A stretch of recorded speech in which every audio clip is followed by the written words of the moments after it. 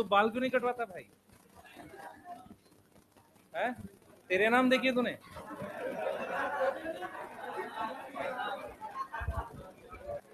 कौन सी मूवी देखी है?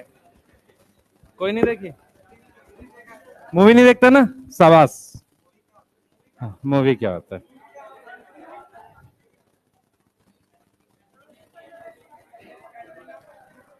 चलो। है कहाँ गया था? यहाँ यहाँ हॉल भी है क्या पटना में? है नहीं है? बहुत सही। बहुत बढ़िया। ऐसे ही बच्चे चाहिए।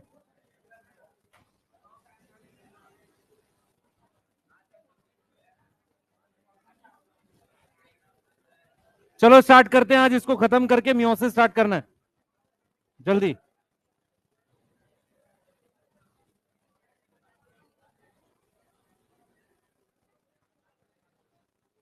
चलो भाई फास्ट। बेटा मैं उसका इसका वीडियो सोल्यूशन कल रात में रिकॉर्ड करता, लेट हो गया था तो मैं आज करके दे दूंगा आपको। मैं हो सकता है यूट्यूब पे डाल दूं। ये जो असाइनमेंट का वीडियो सोल्यूशन है मैं रिकॉर्ड कर दूंगा, ठीक है? उससे उसका भी चाहिए। एक काम करते हैं, उसका पहले एक बार करेक्शन करके फिर रिकॉर्ड कर देंगे। ठीक है, रिकॉर्ड करने से क्या होगा, आप खुद से चेक कर लेना, उसके बाद भी डाउट है फिर पूछ सकते हो। ठीक है? टेस्ट कब है? संडे को है, पहले दे देंगे। ठीक है, उससे ज्यादा जरूरी है आपको एक टेस्ट दे दें अलग से 50 क्वेश्चन का सेल का, है ना, ताकि आप सॉल्व कर सको। थोड़ा मुश्किल बना देंगे वो टेस्ट। ठीक है, एनसीईआरटी से ही दूंगा भाई। हाँ चलिए स्टार्ट करेंगे। जैसा कि कल हमने एनाफेज पढ़ा था, ठीक है ना? लास्ट हमने क्या पढ़ा था? एनाफेज पढ़ा था, ठीक है? लास्ट। हाँ भाई, प्रोफेज में क्या क्या होता है? खड़ा हो जाए, खड़ा हो। क्यों नहीं पता? नहीं पढ़ा?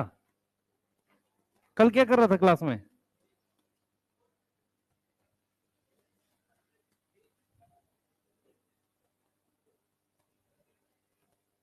राष्ट्रीय पक्षी क्या है हमारा? मोर है ना? बहुत पिटाई करूंगा, मार मार के मोर बना दूंगा तेरा मैं।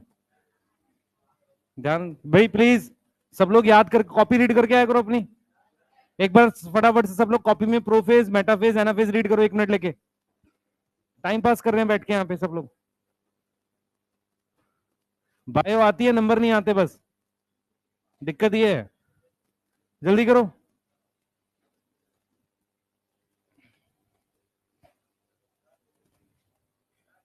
हाँ बेटा, माइटोटिक अपरेटस किसे कहते हैं? माइटोटिक अपरेटस में 2 एस्टर होते हैं और फिर स्पिंडल फाइबर। हाँ बेटा, क्योंकि ये दोनों क्रोमोसोम जो अलग हुए हैं ना, ये आगे न्यूक्लियस में जाएंगे। ये जो बीच में से अलग हुए हैं ना, ये अलग अलग न्यूक्लियस में जाएंगे। तो कितने न्यूक्लियर बनेंगे? 2। सिस्टर क्रोमेटिड और बेटा, सिस्टर क्रोमेटिड में जुड़े हुए थे, अलग होने के बाद उन्हें क्रोमोसोम बोल ले। अब क्योंकि वो किसी से बने हैं इसलिए डॉटर बोल ले। जैसे मान ले 2 सेल दे दूं तुझे मैं, 2 सेल है, अगर किसी सेल की डिवीजन से बने तभी तो डॉटर सेल बोलेंगे। तो अगर मेरे पास ये है, देख मैं क्या बोलना चाह रहा हूँ, तुम लोग वर्ड को ध्यान से समझा करो पहले। मैं ये कहना चाह रहा हूँ कि ये जो दोनों क्रोमेटिड है ना, ये किसी क्रोमोसोम के अलग होने से बने हैं, इसलिए हम इनको डॉटर क्रोमोसोम बोल रहे हैं। ऐसे तो क्रोमोसोम ही है, ये मत लिखो डॉटर वर्ड। लेकिन डॉटर वर्ड क्या बता रहा है कि ये किसी की सेपरेशन से बने हैं। समझ में आ रहा है? जैसे डॉटर सेल का क्या मतलब होता है? किसी सेल के डिवीजन से बने हुए 2 सेल। सिस्टर क्रोमेटिड तब बोलते हैं जब ये जुड़े हुए हैं। जब ये दोनों जुड़े हुए हैं तो ये सिस्टर क्रोमेटिड कहलाते हैं। जब ये अलग हो जाते हैं तो ये अलग क्रोमोसोम है, ये अलग क्रोमोसोम है। समझ आ रहा है? और ये किस सेल में जाएगा? ये अलग सेल में जाएगा, ये अलग सेल में जाएगा। ठीक है, बोलो। क्लियर है? और पूछो। बस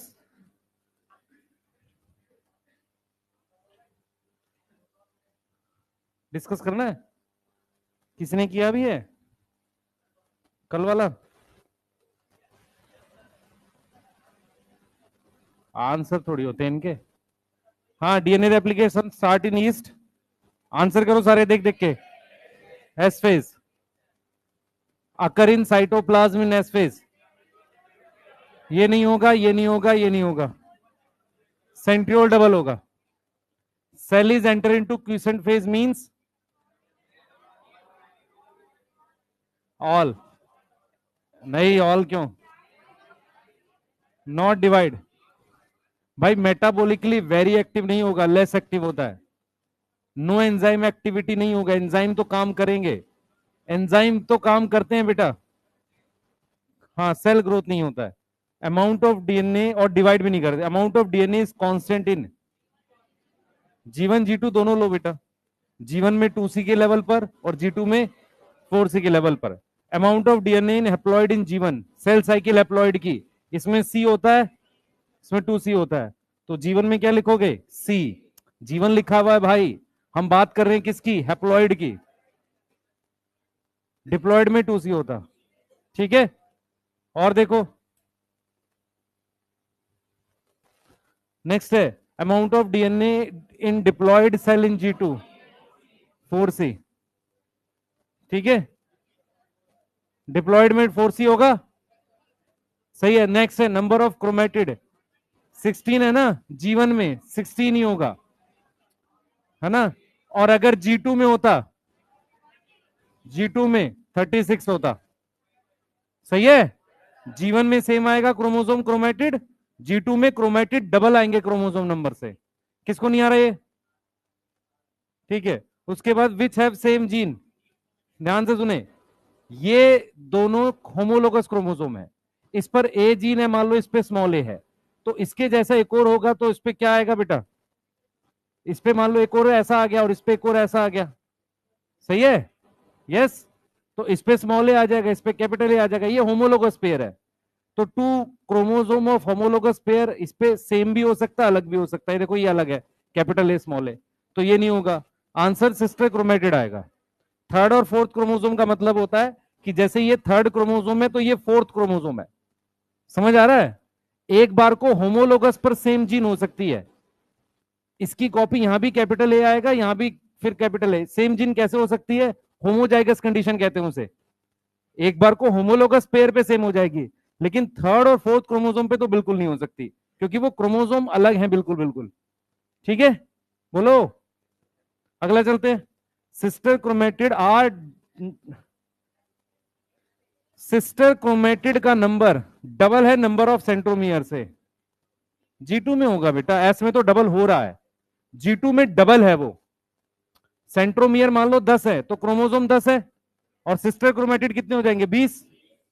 सही है, आगे ओनली S1 करेक्ट। अच्छा ठीक है, DNA replication occur in S phase गलत है, G2 फेज गलत है ये भी।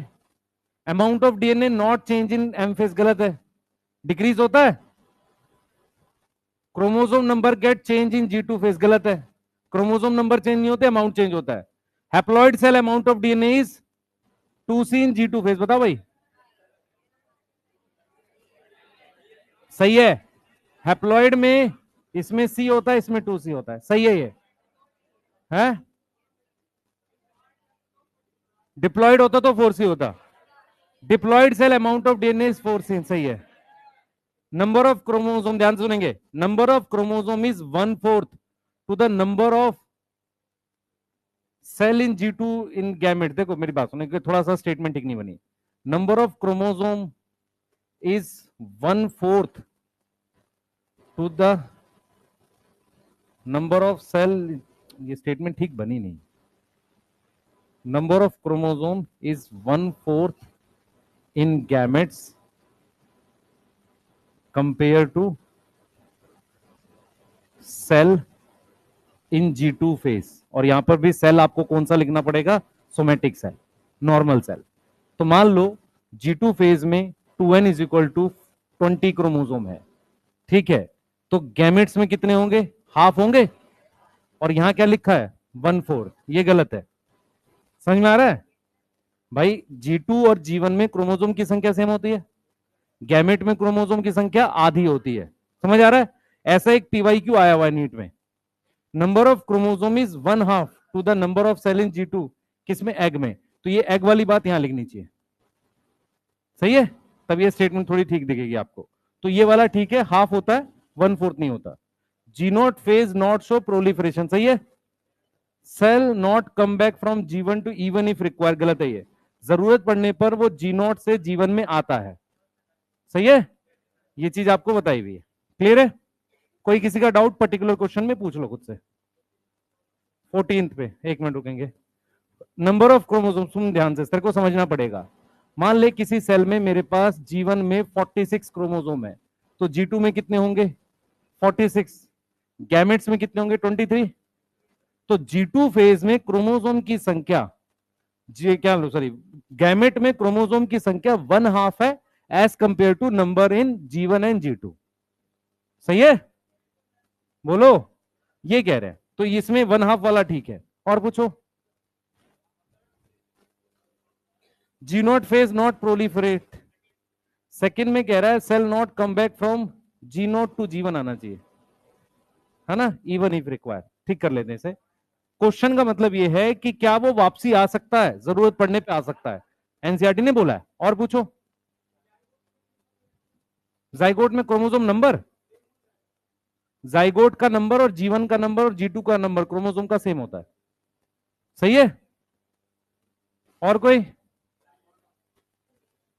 11 डीएनए रेप्लिकेशन ई कोलाई में एस फेज होता ही नहीं है, प्रोकैरियोट है ना, तो एस फेज क्यों होगा? और DNA replication occur in G2 phase in east, गलत है। डीएनए रेप्लिकेशन तो एस फेज में होगा। 9th का बी, बी कह रहे हो सेकंड। बेटा देख मेरी बात सुन, 2 क्रोमोसोम ऑफ होमोलोगस पेयर पे सेम जीन भी हो सकती है या अलग जीन भी हो सकती है। जैसे ये तो सेम है, इसे होमोजाइगस कहते हैं, इसे हेट्रोजाइगस कहते हैं। लेकिन जो सिस्टर क्रोमेटिड है उस पे तो एग्जैक्टली सेम होना ही पड़ेगा ना। ठीक है, इसलिए ये आंसर है। बी हो सकता है, पर तेरे सामने सी दे रखा तो फिर बी मार्क नहीं करेंगे। और पूछो। 2/2 बाद में, पहले पढ़ाने दे। अभी और भी तो क्वेश्चन करने तुझे, उसके नहीं करेगा? हाँ भाई, उसके भी तो क्वेश्चन करने हैं तुमने भी, असाइनमेंट वाले। हमने ये पढ़ लिया बेटा, ठीक है, ये लास्ट पढ़ा था, ठीक है, यही था हमारे पास, है यही था। तो हमने क्या किया, सिस्टर क्रोमेटिड को अलग किया, इसको हम खींच रहे तो ऐसे बेंड कर रहा है। क्लियर है? अब यहां पर एक इंपॉर्टेंट चीज क्या है बेटा, आप सुने ध्यान से। मेरे पास अलग अलग शेप्स दिखती हैं। ये वाला जो क्रोमोसोम है ना, ये वाला क्रोमोसोम है, इसको मेटासेंट्रिक कहते हैं। क्या है? मेटासेंट्रिक। तो इसका सेंट्रोमियर यहां सेंटर में आएगा अलग होने के बाद, और जब मैं खींचूंगा ना तो ये वी शेप बनेगा, ऐसे, ऐसा। समझ में आ रहा है? अब इसका थोड़ा सा इधर है ये, तो ये आपके पास ऐसा बनेगा खींचने पे, या हम लोग लिखेंगे इसको ऐसा बनेगा। इसमें ये थोड़ा सा और इधर आएगा और ये ऐसे आएगा, इस तरीके से। तो अगर आप ध्यान से देखो, ये देखो सेंट्रोमियर यहां है। अगर आप, मैं क्या कह रहा हूं बेटा, मैं आपसे ये समझाने की कोशिश कर रहा हूं कि मेरे पास ये क्रोमोसोम है, अगर बीच में है सेंट्रोमियर तो ये आम बराबर आएगी। सही है? थोड़ा इधर से खींचूंगा तो एल आएगी, थोड़ा और खींचूंगा तो जे आएगा। जे कैसे आएगा? मुड़ जाएगा ना यहां से, जब खींचूंगा तो ये अलग, ये बड़ा मुड़ेगा, ये छोटा मुड़ेगा। समझ में आ रहा है सबको? और जब बिल्कुल लास्ट में आऊंगा तो आई आएगा। तो आपको मॉर्फोलॉजी वर्ड यूज करे तो मेटाफेस, शेप वर्ड यूज करे तो एनाफेस। मॉर्फोलॉजी, नंबर, साइज, तो क्या लिखोगे?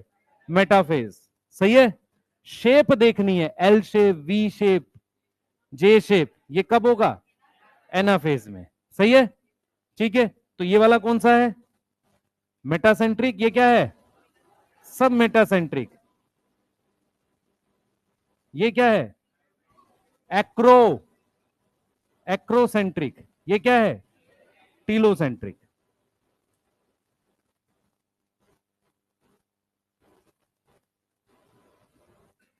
इसको हम बोल रहे हैं वी शेप, इसको बोल रहे हैं एल शेप, इसको बोल रहे हैं जे शेप, और इसको बोल रहे हैं आई शेप। यहां तक कोई डाउट है तो पूछो। मतलब हमें अलग अलग शेप दिखती हैं एनाफेज में। और ये डायग्राम अगर आप ध्यान से देखो, ये क्रोमोसोम इस तरीके से खींचे हुए जा रहे हैं ऐसे, देख पा रहे हो? डायग्राम से आप पहचान लोगे एनाफेज का डायग्राम, है ना? ठीक है, बोलो। ठीक है, कृपया करके बनाए, जल्दी जल्दी ड्रॉ करो बेटा।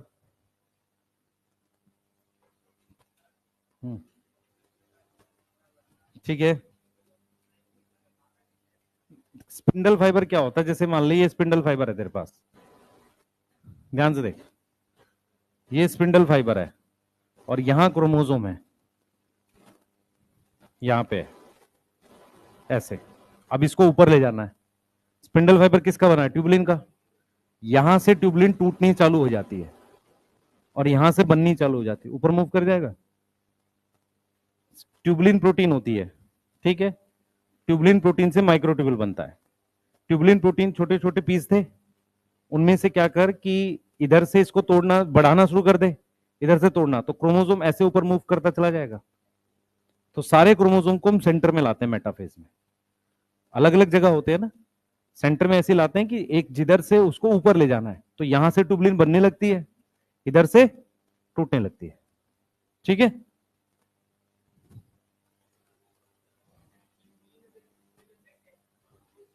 क्या चीज? असल में ट्यूबुलिन क्या है ना, मोनोमर है, तो वहां प्रोसेस चलता है कि इधर से हम उसको सुलझा रहे हैं, इधर से बनाते जा रहे हैं। ऐसा प्रोसेस चलता है, क्रोमोसोम मूव करता है। तुझे लग रहा है कि जैसे वो टूटेगा तो हट जाएगा, ऐसा थोड़ी है। वो नीचे यहाँ ट्यूबुलिन बन रही है, वहां से टूट रही है, तो क्रोमोसोम अपने आप मूव करता है फिर। ठीक है, यही तरीका ये। हाँ है, बना के बनाओ सब, पढ़ाई कर। क्या कर रहा है?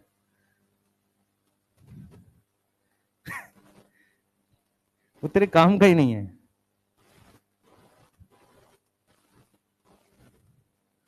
उसके लिए एक टर्म पढ़ाते थे हम लोग बहुत पहले, वो अब आता ही नहीं है।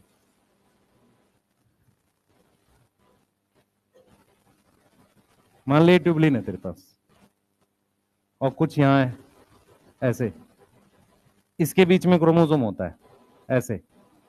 अब यहां से ये मान ले हटने लग जाए, यहां से हटने लग जाए ऐसे, तो ये ऑटोमेटिकली ऊपर मूव करेगा। और ये यहां पर मान लो इकट्ठी होती चली जाए ऐसे,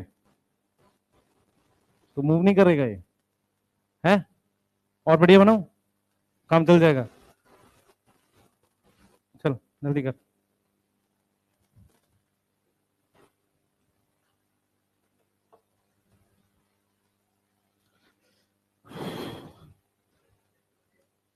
है, सेंट्रोमेर नहीं बनाया? क्या क्या हुआ? सेंट्रोमेर कहां छूट गया? शाबाश, बस है। और तुम लोग जिंदगी और ताली मारोगे, तुम्हारे लिए कोई ताली मारेगा? हाँ भाई, सिर्फ ताली मारते रहोगे जिंदगी पर बैठ के किसी दूसरे के लिए? है, कुछ काम करो जो तुम्हारे लिए कोई ताली मारे।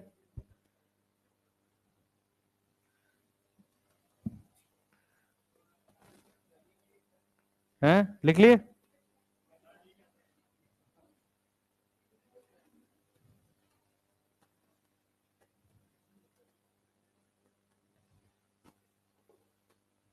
चलिए आगे चलेंगे, जल्दी लिखो बेटा।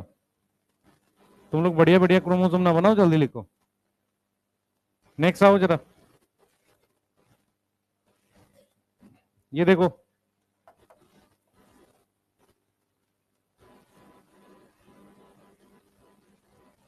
जल्दी से नोट करो इसको। कॉन्सेप्ट ऑफ एपीसी, एपीसी की फुल फॉर्म क्या है?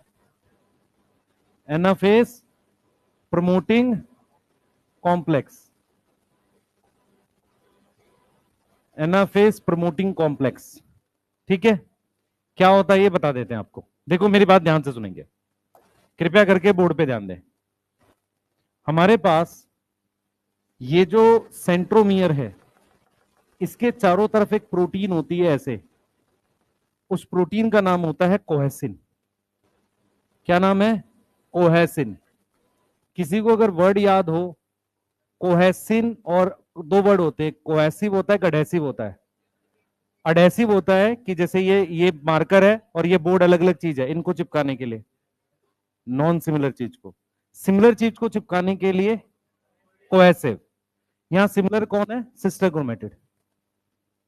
सही है। उनको साथ रखने के लिए कौन सी प्रोटीन है? कोहेसिन। नाम ऐसे रखा होगा। ठीक है।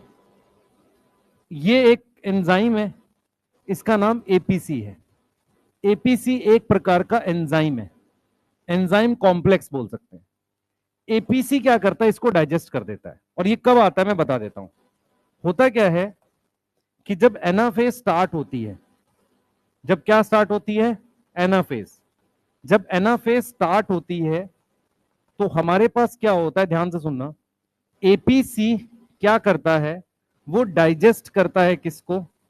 डाइजेस्ट करता है किसको? कोहेसिन को। उससे क्या होता है बेटा? तभी ये सिस्टर क्रोमेटिड अलग हो पाते हैं। तो क्या अलग हो जाते हैं? सिस्टर क्रोमेटिड क्या हो जाएंगे? सेपरेट हो जाएंगे। सिस्टर क्रोमेटिड क्या हो जाएंगे? सेपरेट होंगे। अब स्पिंडल फाइबर उन्हें खींच देते हैं। स्पिंडल फाइबर उनको क्या करते हैं? पुल कर देते हैं। किस पे? पुल टू अपोजिट पोल। ठीक है, क्लियर है?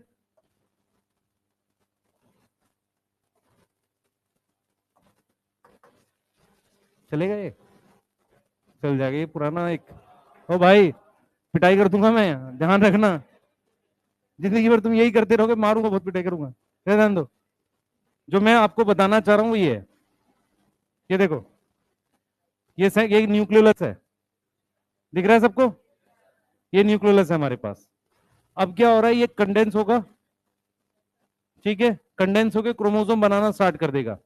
अब ये इंटरफेस में न्यूक्लियोलस तो आपको दिख रहा है।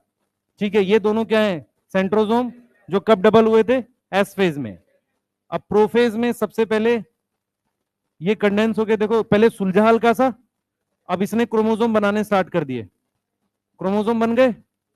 ठीक है, अब क्या है? ये देखो, ये भी मूव कर रहा है, ये एक वहां चला गया, एक वहां चला गया अपोजिट। अब हम क्या करेंगे? न्यूक्लियोलस चला गया, न्यूक्लियर मेम्ब्रेन टूट जाएगी। देखो ये काइनेटोकोर दिख रहे हैं तुम्हें? सही है। अब देखो सेंट्रोसोम अपोजिट पोल पे आ गए, से स्पिंडल फाइबर बनना चाहिए। ठीक है, पर ये अभी अटैच नहीं होगा, अटैच इसमें होगा, मेटाफेज में। देखो अब ये इसमें अटैच हो रहा है, दिख रहा है तुम्हें? देखो ये अटैच किस पे हो रहा है? काइनेटोकोर पे। अब आप एक चीज फील कर पा रहे हो यहां पे, ये देखो बहुत सारे स्पिंडल फाइबर आर पार चले गए हैं, है ना? तो ऊपर से आते हैं, कुछ आर पार चले जाते हैं। जो अटैच होते हैं इनको ही हम क्या बोलते हैं? Chromosomal fibre.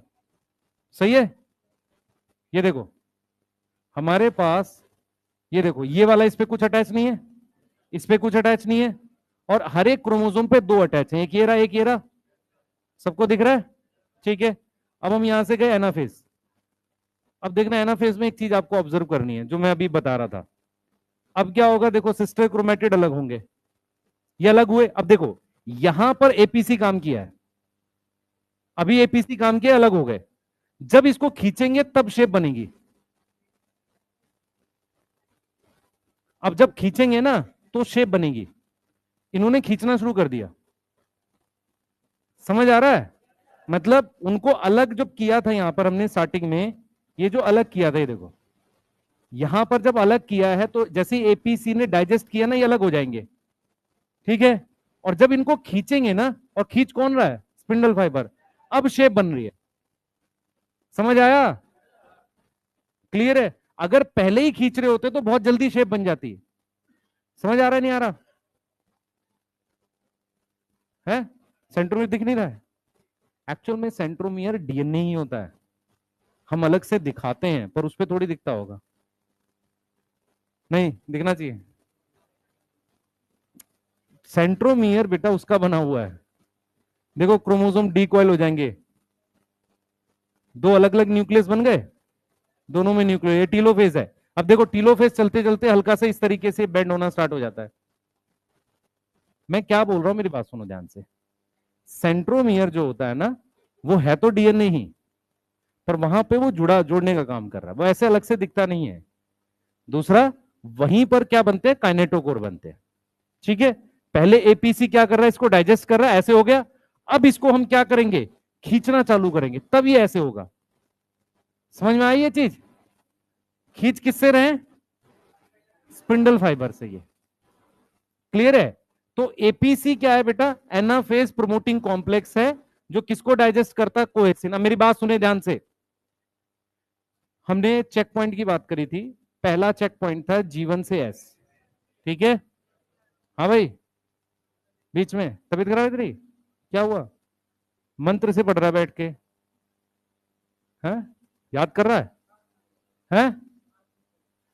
क्लास तो बड़ा पाप है भाई ये तो, ये 2-3 दिन चलता है। हाँ बेटा, कोहेसिन नहीं, प्रोटीन है। एनाफेज किसको डाइजेस्ट कर रहा है, कोहेसिन को। कोहेसिन क्या है, प्रोटीन है।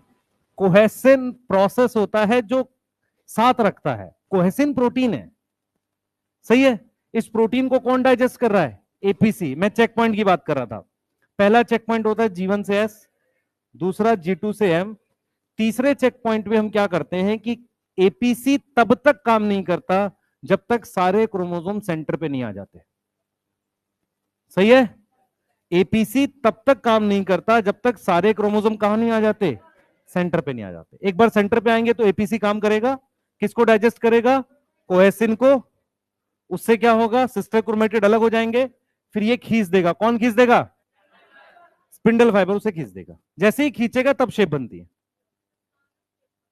है सारा। मेरी बात सुन ध्यान से। ह्यूमन में मान लो मैं कहता हूं टीलोसेंट्रिक नहीं होता तो आई नहीं दिखेगा। सही है? टोटल कितने जोड़े हैं क्रोमोसोम के, जोड़े कितने ह्यूमन में, 23 जोड़े है ना। उसमें से कुछ मेटासेंट्रिक है, कुछ सब मेटासेंट्रिक है, कुछ एक्रोसेंट्रिक है। टीलोसेंट्रिक नहीं होता जहां तक मुझे याद है ह्यूमन में, पर किसी और में होता होगा। तो शेप सारी तब दिखेंगी जब सारे तरह के क्रोमोसोम होंगे।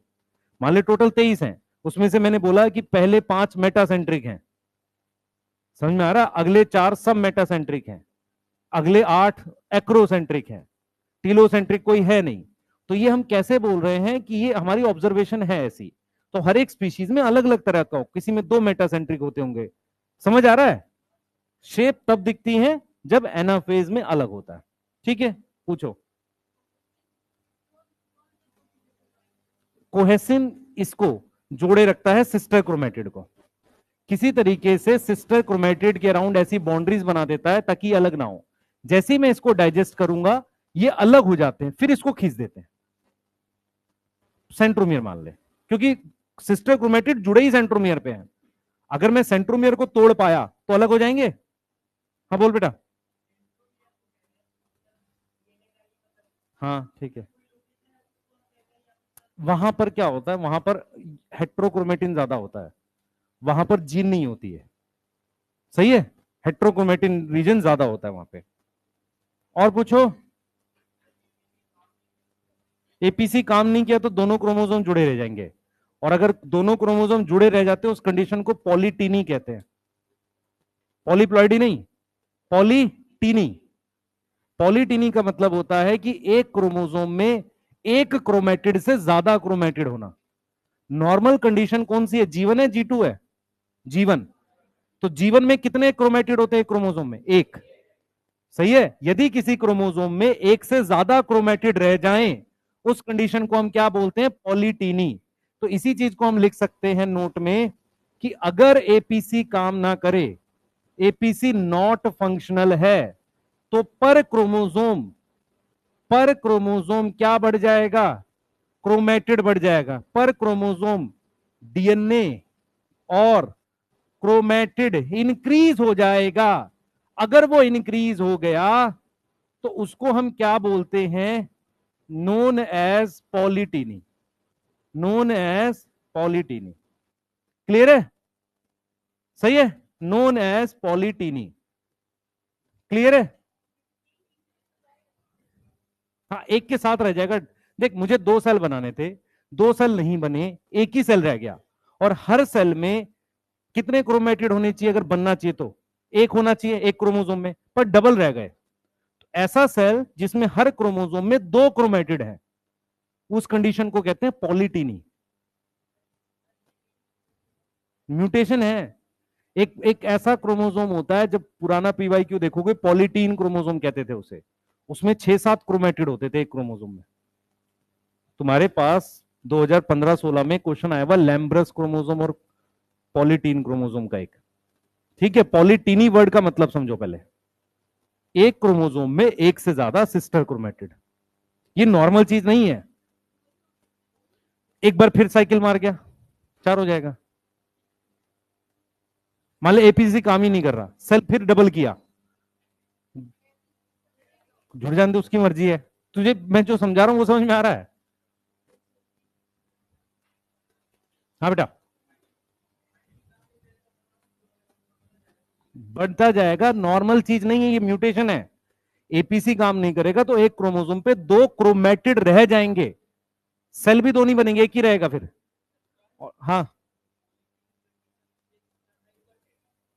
कुछ कंडीशन में करते हैं, वही हम लोग पढ़ाते हैं, जिसे हम क्या बोलते हैं, एक्स्ट्रा ऑर्डिनरी क्रोमोसोम बोलते हैं। एक होता है लैम्ब्रस क्रोमोसोम और एक होता है पॉलीटीन क्रोमोसोम। दो अलग तरह के क्रोमोसोम दिखते हैं, सही है। चलो, लैम्ब्रस क्या करना है यार पढ़ के, तुम नहीं पढ़ा रहा हूं जबरदस्ती, तुम उसमें घुसा रहे हो मुझे। सर ये बताओ, कोई फायदा नहीं, लिखो जल्दी। हाँ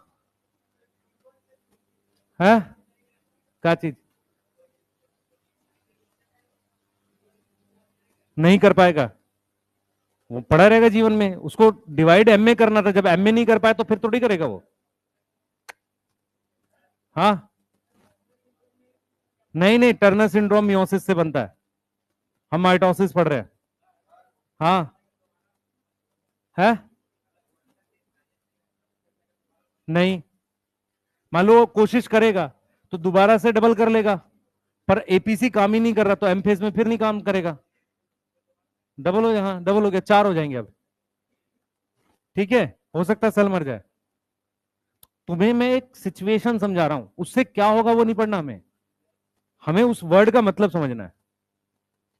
लिख ले भाई, तुम कल मुझे पूरी ये सुनाओगे याद करके, ठीक है? आज गाना नहीं सुनना है, तो तुम कान में लगा के बैठे रहते हो ना, क्या सुनते हो, न्यूज है, मोदी और पुतिन की वार्तालाप, प्लीज भाई। हाँ, क्या चीज बेटा? एपीसी नॉर्मल चीज है, ना होना म्यूटेशन है ना। क्या चीज नहीं होगा सेपरेट, जुड़ा रह जाएगा, तभी तो म्यूटेशन कह रहा हूं। ये माइटोसिस में होता है। हाँ, एनाफेज नहीं हो पाएगा, आगे चलेंगे भाई। लिख लिया? अरे लिख लिया नहीं लिख लिया? इसमें पढ़ते हैं, जरा देखें, जल्दी जल्दी देखते चलते हैं। Each chromosome arrange at the metaphasic plate. ये वाली बात समझो, स्प्लिट कल पूछ रहा था एक बच्चा, स्प्लिट मतलब टूटना, सारे के सारे एक साथ टूटते हैं साइमल्टेनियसली, साथ में, सही है। अगर साथ में टूटेंगे तो साथ में अपोजिट पोल पे जाएंगे, ये इसलिए हो रहा है। And the two daughter chromatids now referred to as daughter chromosome of the future daughter nuclei.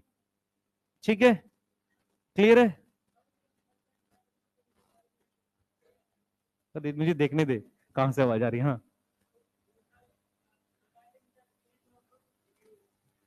Metaphase के एंड पे सारे क्रोमोसोम सेंटर पे आ जाएंगे। स्टार्टिंग में सबसे पहले ये बीच में से टूटना ही एनाफेज की स्टार्टिंग है, और उसके लिए कौन काम कर रहा होगा? एपीसी। मेटाफेज पे पढ़ क्या कह रहा है? At the onset of anaphase. Onset का मतलब एनाफेज के स्टार्टिंग होने तक या पहले क्रोमोसोम मेटाफेजिक प्लेट पर आ चुके हैं। वो ये कह रहा है कि उसके स्टार्टिंग पर वो आ चुके हैं, अब वो जो आ गए थे वो स्प्लिट कर रहे हैं। ठीक है, आगे आ जाओ भाई। ये कहां शुरू करेंगे? Migration towards opposite pole. Each chromosome move away from the equatorial plate, centre से दूर जा रहे हैं। सही है। सेंट्रोमियर, सेंट्रोमियर की बात कर रहा है ये रहा सेंट्रोमियर, डायरेक्टेड टुवर्ड्स पोल, पोल की तरफ डायरेक्ट कर रहा है। सही है, सेंट्रोमियर किधर डायरेक्ट कर रहा है, पोल की तरफ। And hence at the leading edge, leading edge का मतलब होता है आगे बढ़ रहा है, ये आगे बढ़ रहा है ना। सही है। With the arms, arms trailing behind, ये आर्म्स पीछे रह जाएंगी भाई, जब उसको खींचेंगे तो ये पीछे रह जाएंगे। दस एनाफेज में क्या दिखेगा, सबसे पहले सेंट्रोमियर स्प्लिट करेगा, क्रोमेटिड सेपरेट हो जाएंगे, chromatid move to opposite pole. देखो ये एनसीईआरटी की कई बार गड़बड़ रहती है, जब ये यहां कह रहा है कि क्रोमेटिड को अब हम क्रोमोसोम बोलेंगे तो यहां पर इसको लिखना चाहिए chromatid now known as daughter chromosome. सही है। कई बार बच्चे जो होते हैं ये वाले डाउट भी पूछते हैं ऑफलाइन में कि सर यहाँ क्रोमेटिड कह रहा है, यहाँ कह रहा है डॉटर क्रोमोसोम। अब chromatid move to opposite pole, अब ये क्या हो चुके हैं, क्रोमोसोम हो चुके हैं, क्रोमेटिड नहीं रही है। समझ आ गया? नहीं देखा, मान ले मेरी बात सुन, अगर वो ये लिखता है कि एनाफेज में क्रोमेटिड अपोजिट पोल पे मूव कर रहा है, स्टेटमेंट गलत नहीं है। हमें क्वेश्चन पढ़ते वक्त नीट पे ये ध्यान रखना है कि नीट का पेपर जब सेट होता है तो उसमें वो दो डबल फ्लिप नहीं करता है, मतलब वो एक नॉर्मल स्टेटमेंट देगा, उसमें तुम्हें क्रोमेटिड क्रोमोसोम में कंफ्यूज नहीं करेगा, वो ये वाले काम नहीं करता है। सुन तो मेरी बात सुन, वो ऐसा नहीं करता कि वो दो बार नॉलेज चेक नहीं करता तुम्हारी। पहला तो तुम्हें ये याद होना चाहिए क्रोमेटिड अलग होते हैं, फिर ये भी चेक थोड़ी करवाएगा तुझसे कि तुझे पता है कि क्रोमेटिड ही क्रोमोसोम है।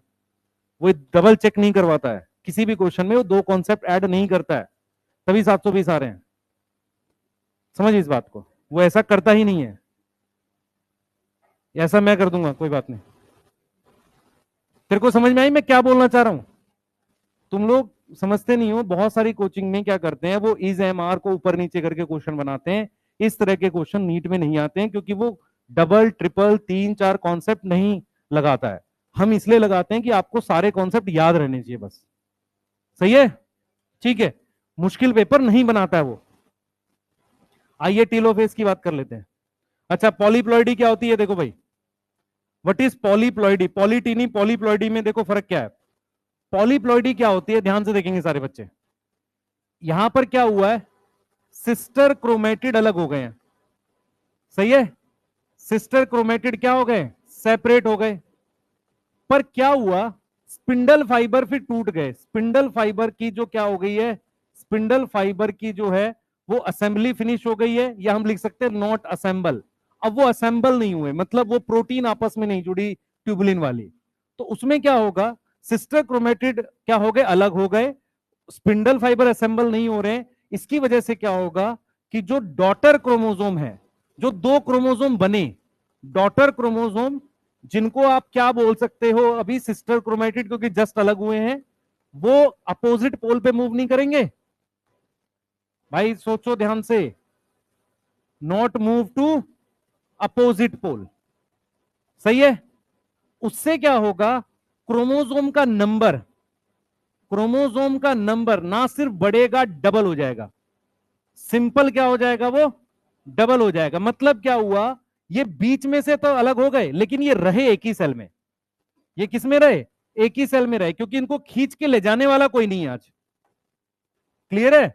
अब ये एक ही सेल में रह गए, तो मेरे पास एक सेल में मान लो यहां कितने क्रोमोसोम थे, 4, यहां पे टोटल 4 क्रोमोसोम थे। मान लो मैंने 2n=4 लिख दिया, टोटल कितने क्रोमोसोम थे, 4 क्रोमोसोम थे। अगर स्पिंडल फाइबर नहीं बना तो मेरे पास यहां कितने क्रोमोसोम आ जाएंगे, 8 क्रोमोसोम। यस, ठीक है। अगर मैं 2n को डिप्लॉयड कहता हूं तो अब ये 4n हो जाएगा, मैं कह सकता हूं टेट्राप्लॉइड।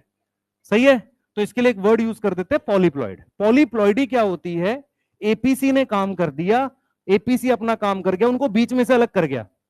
स्पिंडल फाइबर बने नहीं, या कोई केमिकल देके तोड़ दिए गए। कौन सा ऐसा केमिकल है जो स्पिंडल फाइबर तोड़ता है, वो है कॉल्चिसिन। तो कॉल्चिसिन क्या कर सकता है, कैन ब्रेक स्पिंडल फाइबर, और वो ये काम मेटाफेज में करता है। कहां करता है वो, मेटाफेज में करता है। मेटाफेज में जब वो इक्वेटोरियल प्लेट पे लग जाते हैं तब कर देता है, ताकि सेंटर पे आ गए, अब तोड़ दो स्पिंडल फाइबर, एपीसी काम कर जाएगा, उन्हें बीच में से अलग कर देगा। पर वो रहेंगे एक ही सेल में, क्योंकि उनको कोई ऊपर खींच के नहीं ले जा रहा है। अब एक सेल में क्रोमोसोम की संख्या डबल होना क्या कहलाएगा? पॉलीप्लॉइडी। क्या कहलाएगा? पॉलीप्लॉइडी। एक ही क्रोमोसोम में दो क्रोमेटिड रहना, पॉलीटीनी। समझ में आ रहा है? एक ही क्रोमोसोम में दो क्रोमेटिड रहना, वो क्यों होता है? होता क्यों है? एपीसी काम नहीं किया। सही है? अगर स्पिंडल फाइबर नहीं बने, बीच में से अलग हो गए, लेकिन किसमें, किसी एक ही सेल में रहे, तो क्रोमोसोम के नंबर डबल हो जाएंगे। उसे हम क्या बोलते हैं? पॉलीप्लॉइडी। किसको नहीं समझ में आ रहा? एपीसी क्या करता है? सिस्टर क्रोमेटिड अलग करता है, उसने कर दिया, अब कोई उसे खींच के नहीं ले गया, स्पिंडल फाइबर नहीं है, तो पॉलीप्लॉइडी, क्योंकि क्रोमोसोम की संख्या डबल हो गई, बीच में से अलग हो गए पर कोई ले नहीं गया। समझ आ रहा है? अरे बोलो, सही है? एक ही में सारे रह गए, एक ही सेल में। नहीं, स्पिंडल फाइबर है ही नहीं, सेल नहीं डिवाइड होगा। अब एक सेल में क्रोमोसोम डबल हो गए। ऐसा हम कहां करते हैं? टिश्यू कल्चर में। टिश्यू कल्चर में कोई भी हैप्लॉइड सेल को डिप्लॉइड सेल में कन्वर्ट किया जाता है। समझ आ रहा है? नहीं, हैप्लॉइड सेल को डिप्लॉइड में कन्वर्ट कर सकते हैं? नहीं कर सकते। कैसे करेंगे? मान लो किसी में 20 क्रोमोसोम है, उसके हम 40 बना सकते हैं। कैसे? कॉल्चिसिन लगा के। है? समझ आ रहा है? केमिकल है। ड्रग्स और केमिकल में क्या फर्क होता है?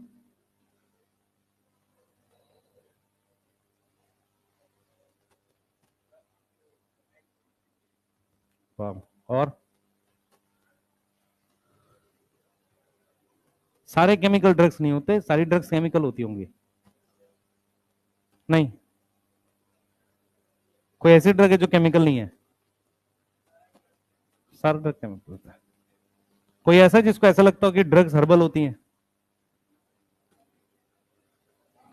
है? हर्बल नाम का कोई चीज नहीं होता बेवकूफ बनाने के लिए, पढ़ो। तुम्हारे अंदर भी केमिकल ही है, हर्बल थोड़ी है कुछ। हर्बल का मतलब वो हरा रंग कर देते हैं। चलो आ जाओ, पूछो। हाँ बेटा, बोल दे, पर मैं फिर बोल रहा हूं, क्रोमोसोम की संख्या अगर तू जीवन से कंपेयर करे, कंपेयर किससे करना है? बेस्ट, मतलब रियल स्टेज कौन सी होती है? जीवन। जीवन से कंपेयर करोगे तो इस सेल में अब डबल है क्रोमोसोम। समझ आ रहा है? इसलिए पॉलीप्लॉइडी बोल रहे हैं। पूछो। कॉल्चिसिन हम लगाएंगे बाहर से।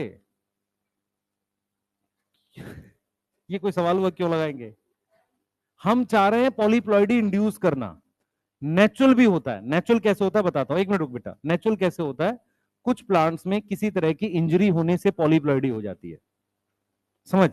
पॉलीप्लॉइडी नेचुरल भी है, पर हम किसी नेचुरल प्रोसेस को तब यूज करेंगे जब हमारे काम का हो। तो कॉल्चिसिन लगाकर हम उसको टिश्यू कल्चर में यूज करते हैं।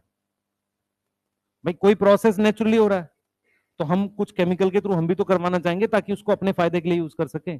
इसलिए इसलिए आता है कॉल्चिसिन। बोल बेटा।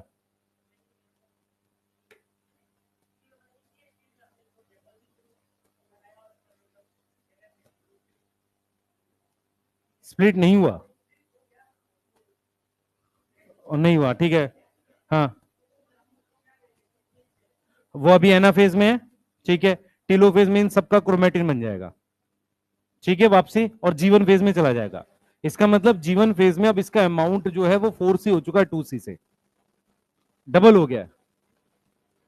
जाएगा, बिल्कुल जाएगा। ये एक ऐसा सेल होगा जिसमें क्रोमोसोम की संख्या डबल है पिछले सेल से, ठीक है। अगर वो दोबारा सेल साइकिल करेगा ना, तो पिछली बार उसने 8 क्रोमोसोम बनाए थे, अब वो 16 बनाएगा। ये कह रहे हैं। आगे पूछो भाई। म्यूटेशन ही तो है पॉलीप्लॉइडी। पॉलीप्लॉइडी एक प्रकार की म्यूटेशन है। एक मिनट भाई, म्यूटेशन सुन लो क्या होता है, इधर सुनो पहले। म्यूटे इधर, अरे भाई इधर देख लो, मेरी तरफ देख लिया करो कभी, इधर सुनो। सारे सबको आता सारी बायो, बस सुनते नहीं है। म्यूटेशन 3 तरह की होती है। एक होती है डीएनए में म्यूटेशन, एक होती है क्रोमोसोम की संख्या में म्यूटेशन, और एक होती है स्ट्रक्चर में म्यूटेशन। तो पॉलीप्लॉइडी क्रोमोसोम के नंबर की म्यूटेशन है, तो नंबर बढ़ रहा है ना, डबल हो गया, तो इसको म्यूटेशन बोलते हैं। पॉलीटीनी भी म्यूटेशन है, अमाउंट ऑफ डीएनए बढ़ा है बेटा। किसी भी नेचुरल प्रोसेस से अलग जाना म्यूटेशन है डीएनए के रेस्पेक्ट, उसको तो स्ट्रक्चर वाला कह सकते हैं। ठीक है, स्ट्रक्चर चेंज हो गया है क्रोमोसोम का। चेंज इन स्ट्रक्चर हो सकता है, चेंज इन नंबर हो सकता है, चेंज इन डीएनए हो सकता है, म्यूटेशन। यस, यस, डीएनए के लिए है।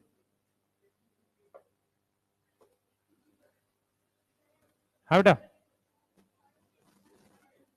थर्ड चेक पॉइंट है एम फेज से एनाफेज के बीच में, मेटाफेज से एनाफेज के बीच में थर्ड चेक पॉइंट है। पर तुम्हारे सिलेबस में चेक पॉइंट है एग्जैक्टली नहीं है, पढ़ाता ही नहीं कहीं पे। चलो छोड़ो, आगे चल रहे भाई। लिख लो यार, तुम लोग कितना 10 घंटे तक लिखते रहते हो, धीरे धीरे धीरे धीरे। हाँ और क्या, जीवन फेज तू समझ ही नहीं रही है। तू क्रोमोसोम इसको समझ रही है, हर बार बचपन से ये पढ़ाते आ रहे हैं हमें। एक्चुअल में क्रोमोसोम ये होता है जो जीवन फेज का, क्योंकि मोस्ट ऑफ द सेल किस में होता है, जीवन फेज में। क्योंकि हमने क्रोमोसोम एम फेज में देखे इसलिए ऐसे बनाते हैं, पर रियल में क्रोमोसोम जीवन फेज का होना चाहिए, क्योंकि कोई भी सेल अपने जीवन का सबसे अधिक समय जीवन में बिताता है।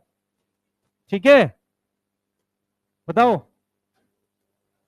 ठीक है, तुम लोग 12th में हो? 12th में कौन था आप में से? कोई था जो 12th में था और क्लास? वाह, तुम मुझसे पीछे हो नालायक हो। वो नीट देगा इस साल और तुम्हारा अपनी हालत देखो। पंचवर्षीय योजना चल रही है, पिटाई खबर कर दूंगा 2 दिन की मैं। 5 साल यहां लगाओगे, 5 साल एमबीबीएस में, 5 साल एमडी में, फिर 5 साल बीपीएससी देना, वो डॉक्टर बनने वाला। 20 साल में डॉक्टर बनोगे गवर्नमेंट हॉस्पिटल में। नहीं है? हाँ, इधर देखो, इधर ध्यान दो। बन जाएंगे, उससे कुछ नहीं होगा भाई। किसी को ये नहीं समझ में आ रहा डॉक्टर बनना किसने, उसको बस ये है कि पड़ोस में एक डॉक्टर, मतलब बताऊं मैं उसको कि मैं जब जाऊं ना अपने गांव में, हाँ, तो मैं जब जाऊंगा तो सब कहेंगे डॉक्टर आ गया, कोई नहीं पूछता। हाँ बेटा, हाँ तब तक है, हट गया। चलो भाई, हेडिंग डालो टीलोफेज जल्दी, हेडिंग डालो टीलोफेज, बोल बेटा।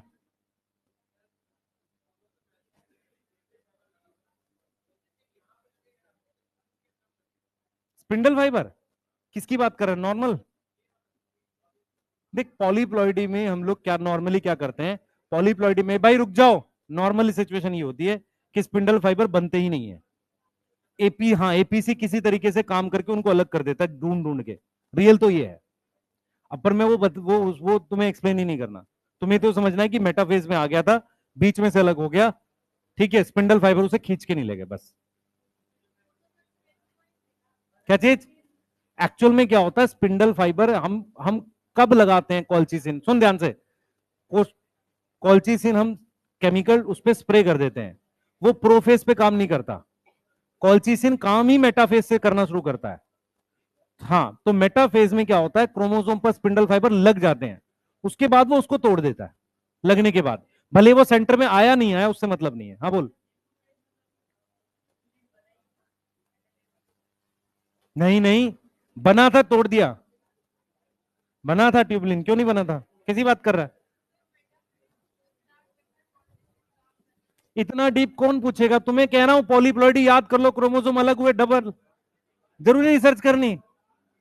अब पढ़ाई करो। तुम्हें समझ नहीं आ रहा मैं क्या बोल रहा हूं? जो मना कर रहा हूं मैं बार बार बोलता हूं, जहां पे रोक दू उसके बाद ना पूछो, मैं तो बता दूंगा। बेटा मेरी बात, मैंने इन पे पढ़ा हुआ है, बहुत बुक्स पढ़ी हुई हैं, उससे फायदा नहीं होगा। तुझे सिर्फ क्या पूछा जाएगा, कौन सा ऐसा, देख 3 क्वेश्चन आएंगे। पहला, पॉलीप्लॉइडी किसी सेल की हुई, उसका क्रोमोसोम नंबर पूछ देगा। दूसरा, पॉलीप्लॉइडी के लिए कॉल्चिसिन कौन सी स्टेज में काम करता है, मेटाफेज। तीसरा, हमारे पास कौन सा केमिकल है जो पॉलीप्लॉइडी इंड्यूस करता है। कौन, ये तीनों आ रहे हैं तेरे को? कॉल्चिसिन कौन सी स्टेज में काम करता है, मेटाफेज। कौन सा केमिकल है, कॉल्चिसिन है, सही है, और उससे पॉलीप्लॉइडी होती है, जिसका मतलब क्रोमोसोम डबल हो गए। ये 3 बात समझ में आ रही है? बस, आगे चलते हैं ना, जो ज्यादा इंपॉर्टेंट है, पढ़ो। हाँ बेटा, ठीक है, ठीक है। क्रोमोसोम सेपरेट एपीसी से हुए हैं, एपीसी की वजह से सेपरेट हुआ है। कॉल्चिसिन अलग नहीं करता, सॉरी स्पिंडल फाइबर उनको अलग नहीं करते हैं, यही तो पढ़ा है पहले एपीसी। पढ़े आगे? ठीक है बेटा, जिसको जिसको डाउट है इस पे एक बार अलग से बैठेंगे आज, मैं 2-3 घंटे बात करूंगा उस पे, कहां गया क्रोमोसोम सब बात करेंगे। इधर जानो, इधर देखो, spindle five sorry chromosome opposite pole पे आ गए।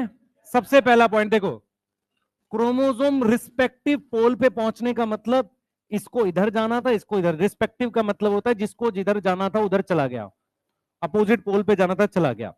उसके बाद अपनी वो इंडिविजुअलिटी लूज कर देते। अब ये अलग अलग दिख रहे हैं, अब ये सारे क्या बन जाएंगे? धागे। इन सब से ये धागा बन जाएगा, क्रोमैटिन बन जाएगा। तो अपन डीकंडेंसेशन हो गई। तो मेरे पास क्या होगा बेटा? मेरे पास क्रोमैटिन अपीयर होगा, ध्यान से सुनेंगे, क्रोमैटिन अपीयर होगा, उसके चारों तरफ न्यूक्लियर मेम्ब्रेन बनेगी, समझो न्यूक्लियर मेम्ब्रेन। और क्या बनाएंगे? ER, Golgi and nucleolus. Clear है? ये सब बना दिया हमने, न्यूक्लियोलस रीअपीयर हो जाएगा। और फाइनली मेरे पास दो न्यूक्लियाई बन जाएंगे, दो न्यूक्लियाई हमारे पास बन जाएंगे, ऐसा होने वाला है। तो मेरे पास यहां न्यूक्लियर मेम्ब्रेन बन जाएगी दोनों तरफ, ठीक है।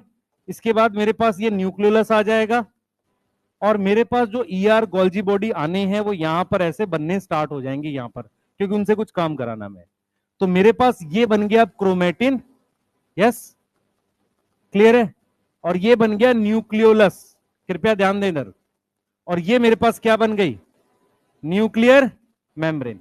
कोई डाउट है यहां पर? अब ये प्रोफेज का उल्टा हो रहा है, इसलिए समय इसमें भी लगता है। हमने जब टाइम बताया था, अगर आप ध्यान से सुनेंगे मेरी बात, आधे सुन नहीं रहे हैं, इधर ध्यान दो भाई पीछे। जब मैंने टाइम बताया था तो सबसे ज्यादा टाइम लगा था प्रोफेज में। टिलोफेज क्योंकि प्रोफेज का उल्टा है तो इसमें भी टाइम लग सकता है। समझ आ रहा है? सही है। ऐसे ही टाइम मेटाफेज में लग सकता है। सबसे कम समय किसमें लगता है? एनाफेज में। याद रहेगा? ठीक है, लॉजिकली है क्योंकि उल्टे स्टेजेस कर रहे हैं ना सारे। क्रोमोसोम को डीकंडेंस करके क्रोमेटिन बना रहे हैं, न्यूक्लियर मेम्ब्रेन बनने लगेगी, बन जाती है, ठीक है। ईआर गोल्जी बॉडी बन जाएगी, ठीक है। अब यहां पर एक चीज ध्यान रखने की है, बहुत सारे बच्चों को ऐसा लगता है क्योंकि प्रोफेज के लास्ट में न्यूक्लियर मेम्ब्रेन टूटी थी तो यहां भी लास्ट में बनेगी, ऐसा नहीं है। एक्चुअल में क्या, बिना न्यूक्लियर मेम्ब्रेन बने ईआर गोल्जी बॉडी नहीं बना सकते। सही है, क्योंकि कहीं ना कहीं न्यूक्लियर मेम्ब्रेन की आउटर मेम्ब्रेन से ईआर बनता है, याद है किसी को? ठीक है, तो न्यूक्लियर मेम्ब्रेन बन जाती है, ईआर गोल्जी बॉडी बनती है, और जैसे ही क्रोमेटिन खुलता है न्यूक्लियोलस दिखने लग जाता है, क्योंकि हम कुछ प्रोटीन बनाने स्टार्ट करने शुरू कर देंगे। सही है। अगर मैं आपसे पूछूं कि क्रोमोसोम साइटोप्लाज्म में कौन से फेज में होता है, एक मेटाफेज और एक एनाफेज। प्रोफेज और टीलोफेज में क्रोमोसोम हमारे पास किस में नहीं होता? न्यूक्लियस में, सॉरी साइटोप्लाज्म में नहीं होता। दोनों केस में न्यूक्लियस हैं। दो स्टेजेस ऐसी हैं जब क्रोमोसोम या जेनेटिक मटेरियल साइटोप्लाज्म में होता है। यदि आपको क्वेश्चन आ जाए कि in eukaryotic cell main genomic DNA which is nucleus का DNA is present in cytoplasm, answer में आप मेटाफेज और एनाफेज खोजो। समझ में आ रहा है? प्रोफेज और टीलोफेज में नहीं होगा। हो सकता है वो आंसर में एम फेज लिख दे, एम फेज के अंदर ही क्या आता है? सही है, बोलो। यहां तक क्लियर है? ठीक है, प्लीज लिखिए। समझ में आया नहीं आया? हाँ बोल बेटा।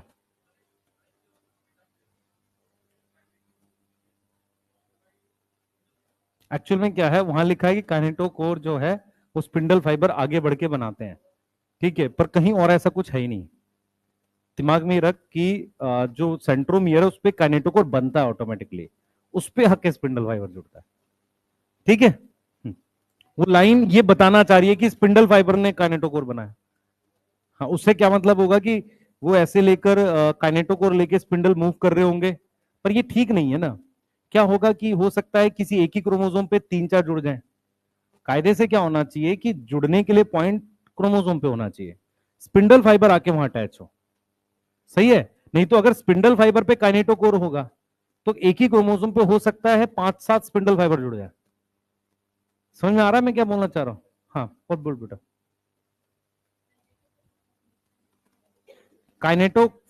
काइनेटोकोर का फॉर्मेशन मेटाफेज में सेंट्रोमियर पे होता है। प्रोटीन है, प्रोटीन का स्ट्रक्चर वहां अपीयर होता है मेटाफेज में, अब उस पे आके स्पिंडल फाइबर जुड़ेगा। ठीक है। और एक क्रोमोसोम पे कितने स्पिंडल फाइबर जुड़ते हैं? 2। क्लियर है? जल्दी लिखो बेटा, हो गया। क्रोमोसोम क्लस्टर का मतलब जैसे मान ले 20 क्रोमोसोम ऊपर गए, 20 नीचे गए, अब वो क्लस्टर का मतलब ग्रुप, अब वो खुल के क्या बना देगा? क्रोमेटिन बना देगा। सही है? क्लियर है? एक बार लाइनें देख लेते हैं, मैं एक्सप्लेन कर देता हूं। नोट कर लिया भाई सबने? हाँ बेटा। जरूरत नहीं है। गोल्जी और ईआर क्या चीज है कि जैसे जितनी जरूरत होगी उतनी सेल बना सकता है। माइटोकॉन्ड्रिया और प्लास्टिड जो होते हैं उनके अपना डीएनए होता है, उसको डबल की प्रॉपर जरूरत पड़ती है। समझ आया? सही है। आगे चलते हैं। टीलोफेज का डायग्राम पहचान लोगे? सही है। जल्दी करो। इसमें जो पॉइंट्स लिखे एक बार बताते हैं, फिर साइटोकाइनेसिस बताते हैं। जल्दी लिखो यार, तुम लोग इतना धीरे लिखते हो। तो मेरी क्लास में लिखने का टाइम और सब में मिलता है लिखने का टाइम? एक केमिस्ट्री में मिलता होगा ना? है? सही है। गोल्जी बॉडी से एंजाइम क्यों बनाने हैं तुझे? हाँ भाई यहां देख पहले फटाफट से। बेटा इतना स्लो लिखेगी तो नहीं होगा। Beginning of the final stage of karyokinesis. Telophase क्या है? फाइनल स्टेज है किसकी? कैरियोकाइनेसिस। किधर ध्यान दो। क्रोमोसोम जो कहां पहुंचे हैं, रीच देयर रिस्पेक्टिव पोल। समझ में आ रहा है? डीकंडेंस मतलब खुल जाएगा, रिस्पेक्टिव का मतलब होता है जिसको जहां पहुंचना था। ठीक है, वो पहुंच चुका है। भाई इधर ध्यान दो। ठीक है। उसने क्या किया? Lose their individuality. क्रोमोसोम अलग अलग थे, अब अलग अलग नहीं रहे। Individual chromosome can no longer be seen, मतलब अलग अलग क्रोमोसोम अब नहीं दिख रहे हैं। सही है। And each set of chromatin material tend to collect at the two pole, मतलब क्रोमोसोम खोल के ये बना दिया क्रोमेटिन मटेरियल, और वो कहां इकट्ठा हो रहा है? अलग अलग पोल पे इकट्ठा हो रहा है। तो यहां पे क्या कह रहा है कि जो क्रोमोसोम का ग्रुप था, जो कहां था? अपोजिट स्पिंडल पोल पे था, उसने क्या करी? हाँ, lose identity as a discrete element. Discrete का मतलब होता है कि जैसे ये अलग अलग थे अब अलग अलग नहीं है, अब ये क्रोमेटिन दिख रहे हैं। समझ में आ रहा है? तो ये क्रोमोसोम क्लस्टर मतलब 4 है, यहां पे 4 दूसरी तरफ होंगे। न्यूक्लियर एनवलप क्या आ जाएगी? डेवलप हो जाएगी around the chromosome cluster. Chromosome cluster मतलब जो क्रोमेटिन बनने वाला हो तो उसके अराउंड क्या बन जाएगी? Nuclear membrane. सही है। और कितने न्यूक्लियर बन जाएंगे? 2। फिर ये वापसी बन जाएगा न्यूक्लियोलस, गोल्जी, ईआर। रीफॉर्म का मतलब पहले टूटे थे अब बन रहे हैं। सही है। हम फॉर्म नहीं लिख रहे, रीफॉर्म लिख रहे हैं। कोई डाउट है? बेटा माइटोकॉन्ड्रिया और क्लोरोप्लास्ट हमने G2 में डबल किए थे, उनको अब बांटना बाकी है साइटोप्लाज्म में। ठीक है। हाँ बोल बेटा। क्लस्टर मतलब ग्रुप। हाँ, पड़ा रहता है साइटोप्लाज्म में। एनर्जी देगा। सेल डिवीजन एनर्जी चाहिए, कहां से आएगी? एटीपी नहीं चाहिए? बिना एटीपी के सेल डिवाइड ही नहीं होता है। आ जाओ भाई साइटोकाइनेसिस आ जाओ। है? डिस्टिंक्ट का मतलब होता है अलग अलग, डिस्क्रीट का भी वही होता है। डिस्टिंक्ट मतलब अलग अलग, डिस्क्रीट मतलब तू पहचान पा रहा है अलग अलग, एक ही जैसे वर्ड है।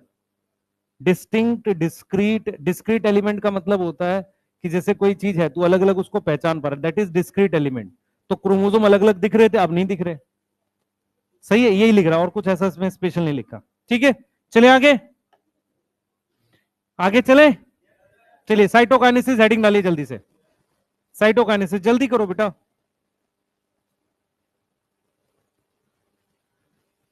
जितनी देर में तुमने चैप्टर पढ़ा है ना, एक सेल 15-20 बार डिवाइड हो जाएगा। लायक हो तुम। ध्यान से पढ़ो। साइटोकाइनेसिस, कुछ को तो समझ भी नहीं आती है बातें, दिक्कत ये है ना। वो सस्ती शायरी ट्रक के पीछे वाली सुन के खुश होते रहते हैं, वो हालत है तुम्हारी। नहीं, वही वाली है। हाँ, ट्रक या उसके पीछे खुश हैं उससे बहुत। चलो आओ, साइटोकाइनेसिस सुनो ध्यान से। साइटोकाइनेसिस क्या है, पहले मेरी बात सुने ध्यान से। न्यूक्लियस डिवीजन के बाद सेल के साइटोप्लाज्म का डिवाइड होना जरूरी है। तो हम ये लिखते हैं कि आफ्टर कैरियोकाइनेसिस, आफ्टर कैरियोकाइनेसिस हमारे पास जेनेटिक मटेरियल या डीएनए जो भी था, जेनेटिक मटेरियल डिवाइड हो चुका है। सही है, क्या हो चुका है, डिवाइड हो चुका है। तो साइटोकाइनेसिस क्या करती है, जो साइटोप्लाज्म है, साइटोकाइनेसिस क्या करती है, वो साइटोप्लाज्मिक मटेरियल।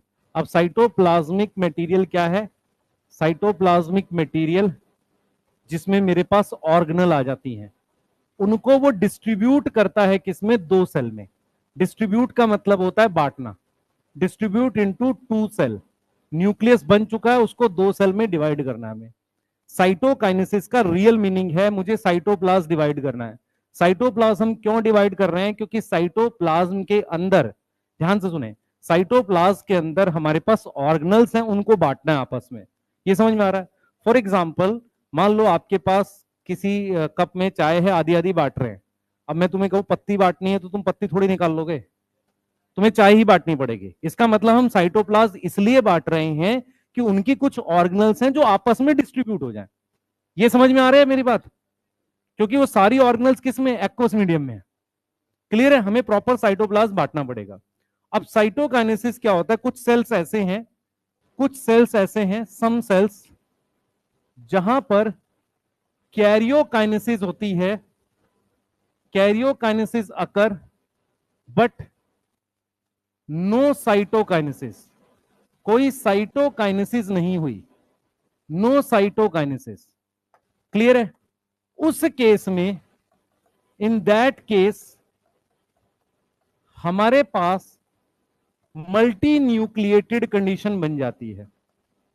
क्या बन जाती है, मल्टी न्यूक्लिएटेड कंडीशन फॉर्म हो जाती है, जिसको हम क्या नाम देते हैं, सिनकाइटियम। क्या वर्ड यूज करते हैं, सिनकाइटियम। क्या कहना चाह रहा है, सुनो, ये आपके पास एक सेल था जिसमें ये न्यूक्लियस था, ये G1 फेज का था।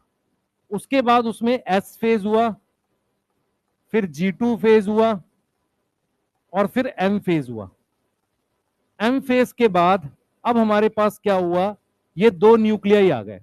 सिंगल को न्यूक्लियस कहते हैं और दो को हम क्या बोलते हैं, न्यूक्लियाई। ये वाली बात याद है सबको, ठीक है। अब ये दो न्यूक्लियाई आ गए, इसका मतलब मेरे पास क्या हो गई, दो न्यूक्लियाई आ गए। इसका मतलब मैंने M फेज में क्या करी है, कैरियोकाइनेसिस करी है। मेरी बात समझ में आ रही है सबको, ठीक है। अब मैं साइटोकाइनेसिस नहीं करूंगा, मैं साइटोकाइनेसिस नहीं करूं, ठीक है, और दोबारा से नो साइटोकाइनेसिस, दोबारा से मैं G1 से S करूं, G2 करूं और M करूं, और M में सिर्फ क्या करूं, कैरियोकाइनेसिस। इसका मतलब अब ये न्यूक्लियस कितने हो जाएंगे, चार। मैंने दोनों को डिवाइड कर दिया है। मेरी बात समझ में आ रही है, मैं रिपीट कर रहा हूं। कई लोगों को लगता है कि ये दोबारा ऐसे ही डिवाइड करेगा, नहीं। अब ये दो न्यूक्लियस बन गए हैं, दोबारा से S फेज होगा इनके अंदर, G2 होगा, और फिर से क्या होगी, कैरियोकाइनेसिस होगी, M फेज होगा। अब मेरे पास ये चार न्यूक्लियस हो गए, इसको हम क्या कह रहे हैं, मल्टी न्यूक्लिएटेड कंडीशन। इसका मतलब S फेज होगा। ये चीज समझ पा रहे हो, बोलो, ये चीज समझ पा रहे हो, S फेज होगा। इस मल्टी न्यूक्लिएटेड कंडीशन का एग्जांपल हमारे पास कोकोनट वाटर है। कोकोनट वाटर का मतलब आप याद करिए, जो एक तरह का लिक्विड एंडोस्पर्म है। क्या है, लिक्विड एंडोस्पर्म है। देखिए, नारियल के अंदर दो चीजें होती हैं, सबसे पहले सुनेंगे ध्यान से। नारियल क्या है, एक तरह का फ्रूट है, सीड है, वही फ्रूट है, वही सीड है। उसके अंदर जो व्हाइट कलर का पार्ट है जिसे हम खाते हैं, वो एंडोस्पर्म है। क्या है, एंडोस्पर्म, वो सेल है, वो क्या है, सेल। और जो उसमें पानी है वो लिक्विड एंडोस्पर्म है। तो लिक्विड एंडोस्पर्म का मतलब वो एक तरह के न्यूक्लियस है। अगर उसमें साइटोकाइनेसिस होगी तो वो सफेद वाला पार्ट बनेगा जिसे हम खाते हैं। मतलब मैं ये कहना चाह रहा हूं कि नारियल जो आता है जिसमें पानी ज्यादा है वो शुरुआती स्टेज का नारियल है, मतलब उसमें बहुत सारे न्यूक्लियस बन गए हैं। वो नारियल जिसमें सफेद वाला पार्ट ज्यादा है, व्हाइट पार्ट ज्यादा है, इसका मतलब उस नारियल में, ध्यान सुनेंगे, उस नारियल में हमारे पास सेल ज्यादा है। क्या ज्यादा है? सेल ज्यादा है, साइटोकाइनेसिस हो गई है। समझ पा रहे हो? ठीक है। और पुराना हो जाएगा तो पानी और कम हो जाएगा। समझ आ रहा है? धीरे धीरे पानी लगभग ना के बराबर हो जाता है, इसका मतलब आगे वाली स्टेजेस, तो व्हाइट वाला पार्ट मोटा होता चला जाता है। तो आपको यह समझना है कि जो पानी है नारियल का, वो एक तरह का मल्टी न्यूक्लिएटेड कंडीशन है। क्या है? मल्टी न्यूक्लिएटेड कंडीशन है। और जो उसका सफेद वाला पार्ट है, एड है, जो खाते हैं वो सेल्स हैं। वो क्या है? प्रॉपर सेल्स हैं। सही है? तो अगर आप नारियल वाले के पास जा रहे हो, उससे कह रहे हो कि पानी वाला दो, तो इसका मतलब वो नारियल देता है जो इनिशियल स्टेज का उसके पास अभी जस्ट आया है, ताजा। थोड़ा पुराना होता जाएगा तो उसमें मलाई ज्यादा हो जाएगी, पानी कम हो जाएगा। एक टाइम ऐसा आएगा कि पानी बिल्कुल कम हो गया, मतलब वो जो न्यूक्लियस बने थे उनकी साइटोकाइनेसिस हो गई। समझ आ रहा है? सही है? क्लियर है? पर अपने दिमाग में ये रखो कि एक से दो न्यूक्लियस, दो से चार, हर बार G1S G2 M फेज होगा।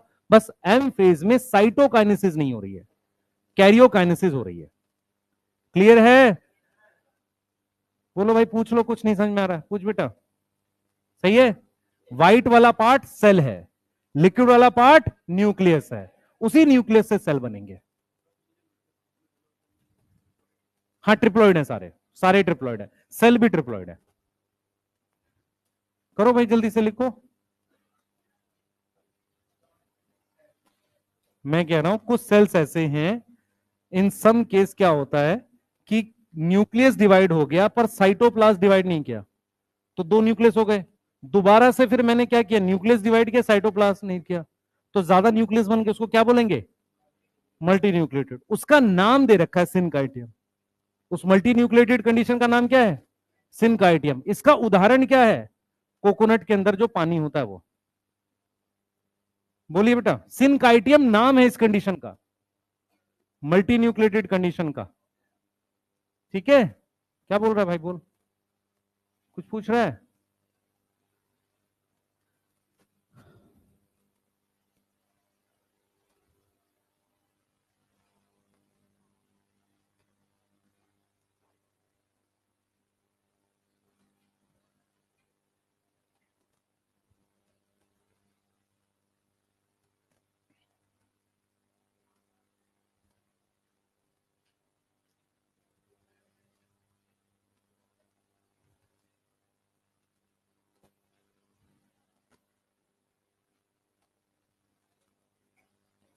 लिख लिया?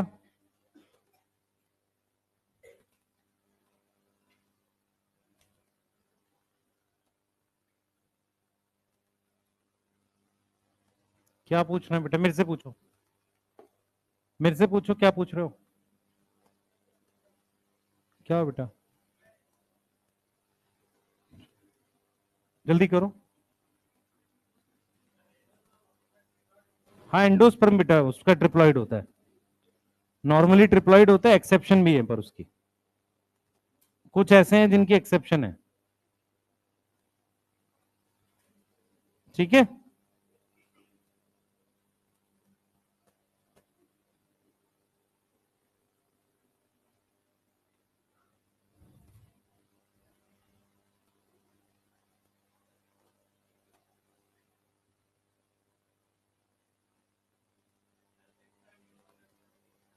सब में होना चाहिए, पर नॉर्मली तुम्हारे पास जो ये है ना, कार्डियक सेल और न्यूरॉन, इनमें जैसे कार्डियक सेल तो फिर भी थोड़ा बहुत डिवाइड, न्यूरॉन बिल्कुल नहीं डिवाइड करता। ठीक है? हाँ, चलें भाई, लिख लिया? चलो हम लोग दो साइटोकाइनेसिस पढ़ेंगे, एक पढ़ेंगे एनिमल सेल में और एक पढ़ेंगे प्लांट सेल में। ये चीज समझ में आ रही है? ठीक है। एक एनिमल सेल में हम लोग पढ़ रहे हैं, एक प्लांट सेल में पढ़ रहे हैं। सबसे पहले इधर ध्यान देंगे बेटा, प्लीज ध्यान दो। एनिमल सेल में सेल वॉल नहीं होती। एनिमल सेल में क्या है?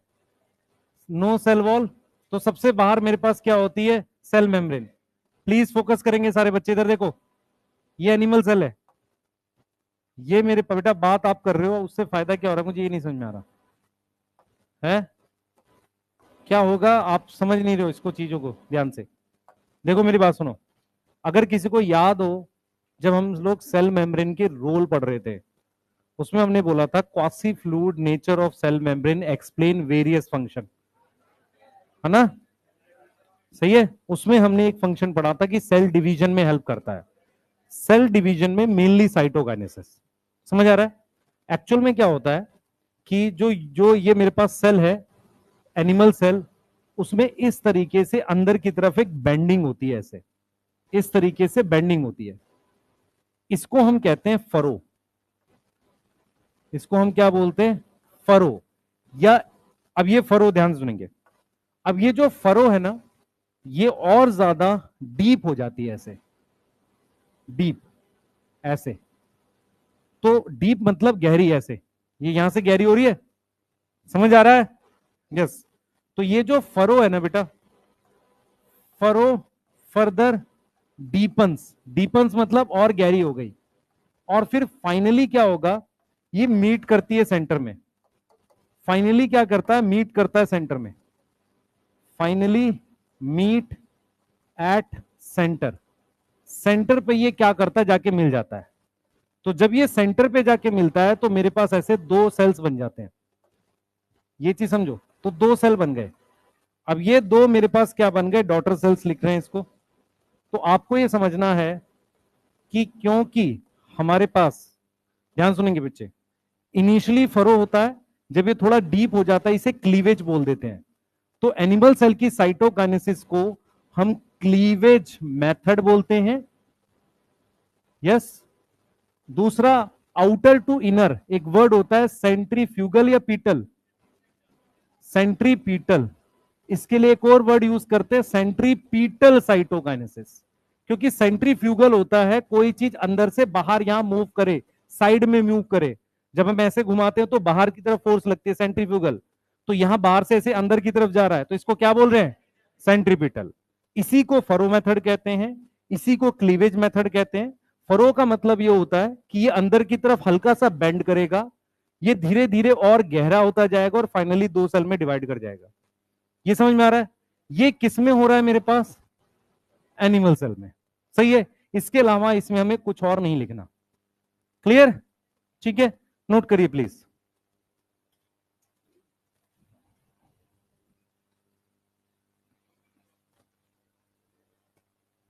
है क्या चीज? ये नहीं बनाना, ये तो प्लांट में है। हाँ, पहले से नोट्स लेके बैठा है।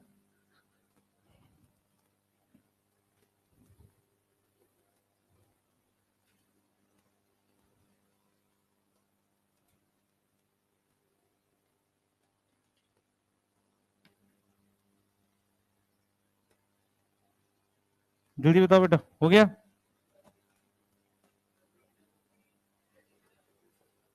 उसमें प्रोकैरियोट में तो यूकैरियोट है, ये तो यूकैरियोट है। हाँ, उधर साइटोकाइन सिंपल सेल डिवीजन लिखते हैं, वहां ये सब वर्ड यूज ही नहीं करते। कैरियोकाइनेसिस, साइटोकाइनेसिस, फरो, क्योंकि वो छोटा सेल है। ये फरो वगैरह वर्ड बड़े सेल्स के लिए अच्छा लगता है। हाँ बेटा।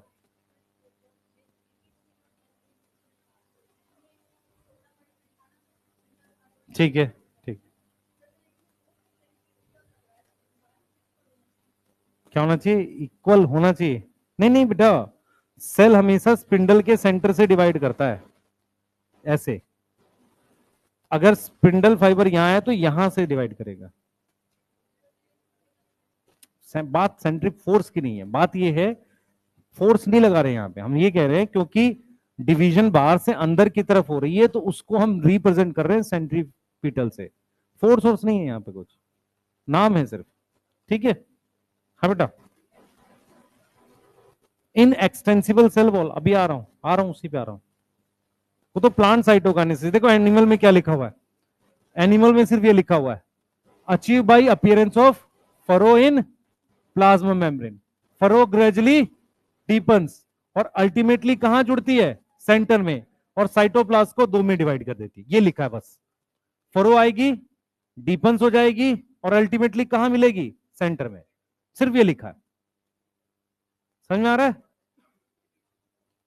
फरो, देख बेटा मेरी बात सुन, यहां साइटोकाइनेसिस बाहर की दीवार अंदर जाके हो रही है, तो उसको, हाँ वो मेम्ब्रेन आके जुड़ रही है, उसको हम सेंट्रीपीटल टाइप की साइटोकाइनेसिस बोल सकते हैं। सेंट्रीपीटल एनसीईआरटी में नहीं दिया हुआ, ठीक है, हम तो जस्ट ऐसे बता रहे हैं कि ठीक है आपको कहीं किसी बुक में मिल जाए तो, फिर बहुत कॉमन सा वर्ड है। ठीक है, चलें आगे। अरे जल्दी करो, आगे चलते हैं। चलिए प्लांट साइटोकाइनेसिस की बात करते हैं। इधर देखो सारे एक बार प्लीज ध्यान से समझे, कृपया ध्यान दें इधर। हमारे पास ये प्लांट के बाहर सेल वॉल है, सही है? ये हमारे पास सेल मेम्ब्रेन है, प्लीज ध्यान दें इधर। ये मेरे पास सेल मेम्ब्रेन है और मैं यहां पर 2 न्यूक्लियस बना चुका हूं, एक ये रहा, एक ये रहा। सबसे पहले आपको ये समझना है कि ये बेटा आप अगर ध्यान से नहीं सुनेंगे तो आएगा नहीं। दूसरा, अगर आप नहीं पढ़ेंगे तो वैसे भी कुछ नहीं आने का आपको, है ना, ऐसे आता नहीं कुछ। ठीक है, अब सुन लो ध्यान से जो मैं बोल रहा हूं। सबसे पहले देखो एनसीईआरटी क्या कहती है, यहां पर पिछले वाला मेथड यूज नहीं कर सकते, क्योंकि अगर मुझे इसको भी बाहर से ऐसे अंदर लेकर जाना है तो इसके लिए लेयर सॉफ्ट होनी चाहिए। तो जो सेल वॉल होती है, सेल वॉल हार्ड होती है। अगर कोई चीज हार्ड है तो वो उसको हम लिख रहे हैं इनएक्सटेंसिबल। इनएक्सटेंसिबल का मतलब है इसको खींचा नहीं जा सकता, क्योंकि पीछे हमने फरो बनाकर मेम्ब्रेन को खींच के अंदर की तरफ ले आए थे। यहां पर क्या है? इनएक्सटेंसिबल है, मतलब इसको खींचा नहीं जा सकता। ये समझ में आ रहा है? तो सेल वॉल इनएक्सटेंसिबल है। तो इसमें क्या होता है बेटा, ध्यान से सुनेंगे, इसमें क्या होता है हमारे पास,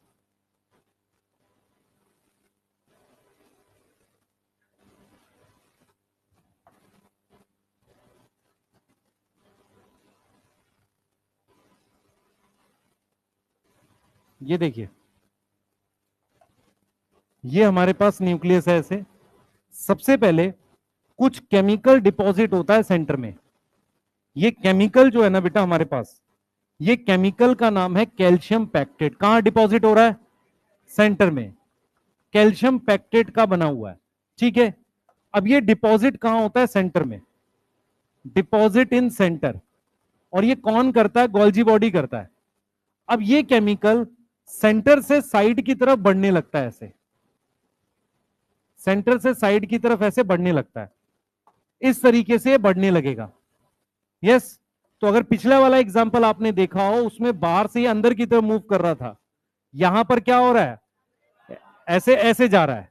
अब फाइनली मेरे पास एक लेयर बन जाती है ये। इस लेयर को हम नाम देते हैं सेल प्लेट, इसी को नाम देते हैं हम मिडल लेमिला। तो मिडल लेमिला पहली लेयर है जो बनती है, और वो बनती कहां से है? Inner to outer. बनती कहां से? Inner to outer. यहां तक समझ में आ रहा है? प्लांट सेल में, हाँ बेटा एक ही बात है, सेल प्लेट मिडल लेमिला एक ही बात है। सेल प्लेट मिडल लेमिला बनी किसकी है? कैल्शियम पैक्टेट की। क्लियर है? अब ये मूवमेंट अंदर से इधर बाहर हो रही है। अब हम क्या कर रहे हैं, इधर ध्यान दे बेटा, अब हम क्या करेंगे यहां पर, ध्यान दो बच्चे सारे। अब हम यहां पे क्या कर रहे हैं, फाइनली मेरे पास अब 2 सेल बन चुके हैं। ध्यान दे बेटा, फाइनली मेरे पास यहां पर 2 सेल इस तरीके से बन चुके हैं, ठीक है। मेरे पास ये सबसे पहली लेयर मिडल लेमिला आई। इधर देखना, अब जरा समझने की कोशिश करेंगे सारे बच्चे। हमारे पास देखो, सबसे पहले मैंने मिडल लेमिला बना दी।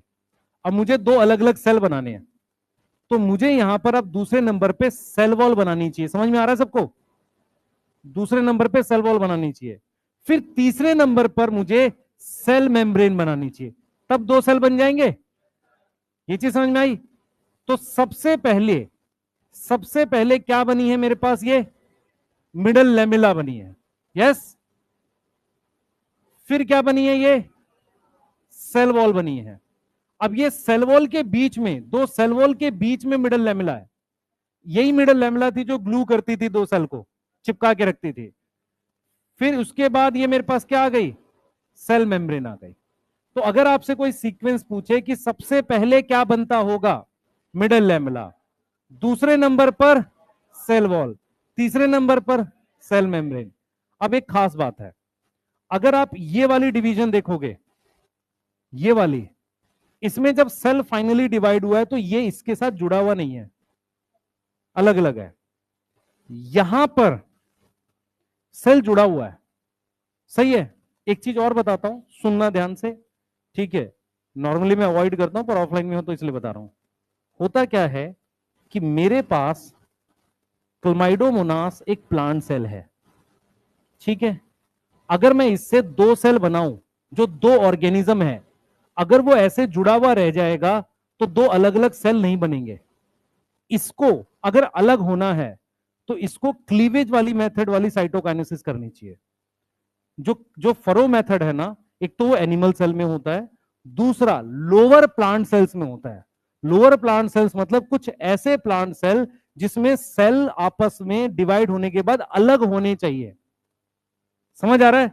फॉर एग्जाम्पल क्लमाइडोमोनास एक सेल से जब दो सेल बनाएगा तो दोनों सेल अलग होने चाहिए ना। इस तरह की डिवीजन में सेल अलग तो नहीं हो रहा है, जुड़ा रह रहा है। तो मुझे कौन सी डिवीजन करनी पड़ेगी? क्लीवेज वाली। और क्लीवेज वाली डिवीजन की खास बात क्या है, उसमें जब दो सेल बनते हैं वो एक दूसरे से अलग हो जाते हैं। इसीलिए जो एनिमल सेल की साइटोकाइनेसिस है जिसमें क्लीवेज होती है बाहर से ऐसे वाली, वो एक तो एनिमल सेल में होती है और कुछ लोअर प्लांट सेल में, लोअर प्लांट सेल मतलब कुछ एल्गी में मिल जाती है नहीं। मैं इसको और एक तरीके से बोलता हूं, जब मैं प्लांट में गैमेट्स बनाऊंगा, गैमेट वाला सेल भी तो अलग अलग सेल है, तो प्लांट के अंदर गैमेट बनाते वक्त भी क्लेवेज वाली होनी चाहिए, क्योंकि जब तक गैमेट एकदम अलग अलग नहीं बनेगा तो फ्यूज ही नहीं करेगा। समझ पा रहे हो? तो कुछ बुक्स में ऐसा लिखा जाता है, पर तुम्हारे सिलेबस में है नहीं इसलिए जनरली अवॉइड करते हैं। पर कई बार होगा क्या कि डिस्कशन में आ जाता है कि यार सिर्फ उसमें होती है, कोई टीचर पूछ लेगा। आपको दिमाग में रखना है ये वाली सेल को जुड़ी रखती है। तो अगर मुझे प्लांट में कहीं ऐसी डिवीजन करनी कि सेल अलग होना चाहिए, तो मैं कौन से वाली यूज करूंगा? एनिमल वाले। समझ आया है? बोल बेटा, नहीं आया? और कोई? सेल वॉल होगा, पर कुछ ना कुछ करेंगे। मे भी, हाँ मे भी सेल वॉल तोड़ दें उस टाइम के लिए। हाँ ऐसा बाद में क्या कर, एक तरीका और है इसमें। अब क्या कर, अगर तुझे सेल अलग करने हैं ना, मिडिल लेवल डिसॉल्व कर दे। एक तरीका ये है, अगर मैं बाद में मिडिल लेवल डिसॉल्व कर दूं तो सेल ऑटोमेटिकली अलग हो जाएगा। हाँ नॉर्मली क्या होता है कि प्लांट सेल्स आपस में मल्टी न्यूक्लिएटेड जो होते हैं ना, वो ऐसे जुड़े रहते हैं। एनिमल्स में क्या होता है, जब सेल डिवाइड होता है ना, सेल जुड़ा हुआ नहीं रहता, क्योंकि एनिमल्स में सेल के बाहर आप पढ़ोगे जब टिश्यू पढ़ाया जाएगा, एक्स्ट्रा सेलुलर फ्लूइड होता है, सही है, उनमें सेल जुड़े हुए नहीं होते आपस में। यस, जोड़ने के लिए मेथड है नॉर्मली। आप खुद से सोचो बेटा, दो अलग मेथड क्यों बनाना है उसको, नेचर को? पागल है नेचर। ठीक है, कुछ लॉजिक होना चाहिए ना चीजों का। समझ में आ रहा है बेटा? इनको अलग भी कर सकते हैं हम, जैसे जो फ्रूट्स होते हैं ना, कच्चा फ्रूट होता है सेल्स जुड़े रहते हैं, पके हुए फ्रूट में सेल अलग हो जाते हैं हल्के से, इसलिए वो सॉफ्ट हो जाता है ना। मिडिल लेमिनर डिसॉल्व, हाँ, पॉलीगैलेक्टोर्नेज एंजाइम। यस, अभी होगा ना, प्लाज्मोडेस्माटा बना दो। नहीं, इसमें क्या बना सकते हो? प्लाज्मोडेस्माटा बना दो, सेल के बीच में कनेक्शन आ जाएगा। लिख लो, लिख रहे हैं? जल्दी कर लो बेटा, जिन्होंने लिख लिया एनसीईआरटी पढ़ो जल्दी से, पढ़ ले भाई तू।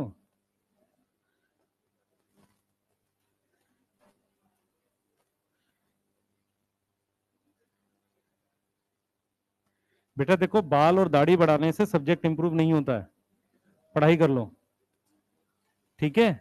कुछ बच्चों को लग रहा होता है ऐसा ना, फिजिक्स मजबूत हो रही है। भाई फिर ध्यान दे,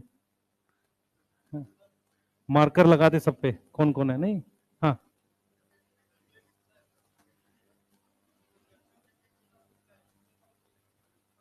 एक्चुअल में क्या होता था, पहले हम लोग ये पढ़ाते थे, कुछ स्पिंडल फाइबर रह जाते हैं, उसको हम फ्रेगमोप्लास्ट बोलते हैं।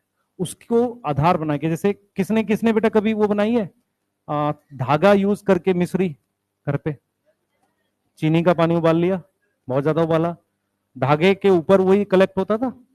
ऐसे ही क्या होता है, ये जो कैल्शियम पैक्टेट है ना, ये रैंडम कलेक्ट नहीं होता, बहुत सारे स्पिंडल फाइबर में से कुछ रह जाते हैं, उसको आधार बना के थोड़ा थोड़ा कैल्शियम पैक्टेट इकट्ठा होना स्टार्ट होता है।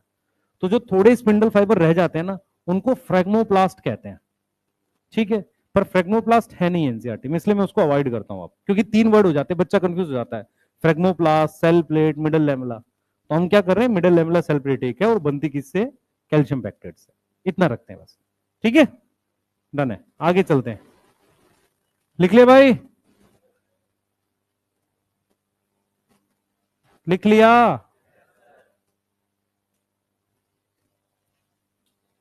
लास्ट क्लास विशाल सर की, विटी सर की है ना, ठीक है, आओ चलिए कहानी शुरू करते हैं।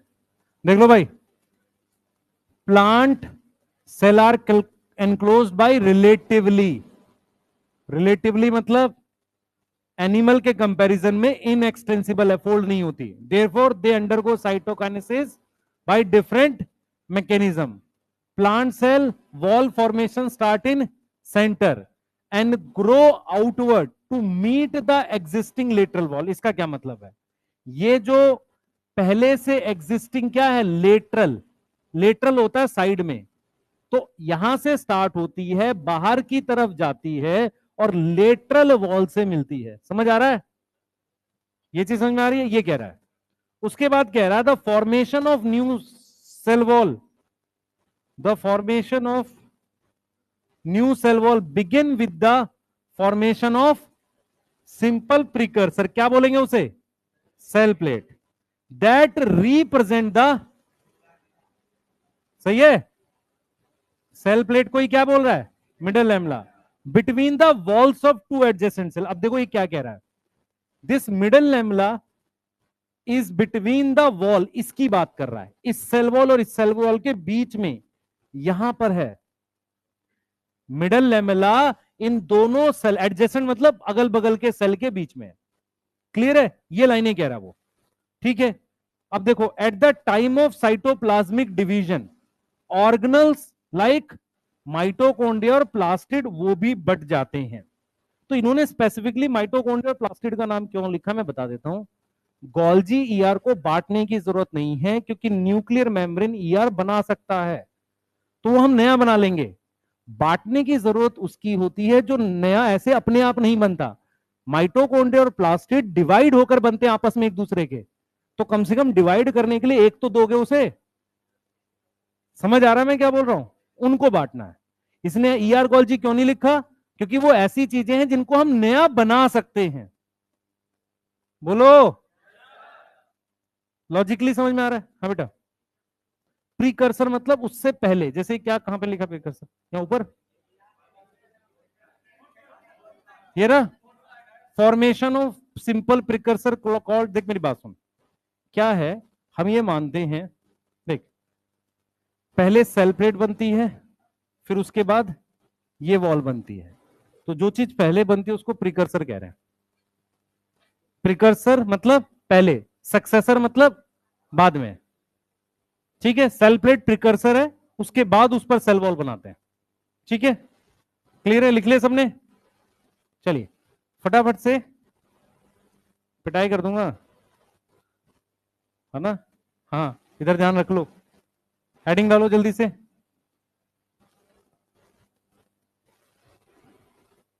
टाइम अप वाले कौन कौन से,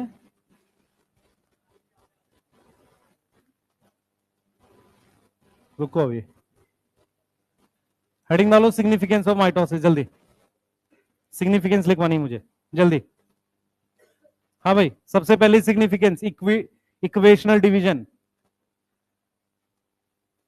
खाना तो तुम लोगों ने खा लिया ना बेटा, सब लोगों ने, तो ब्रेक में करोगे क्या, है नीचे जाना है, हाँ बेटा तेज बोल।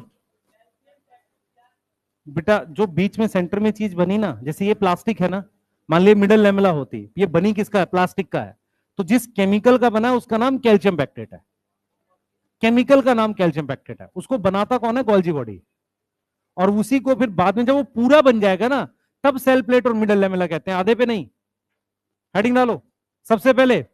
हाँ भाई, इक्वेशनल डिवीजन क्यों बोलते हैं?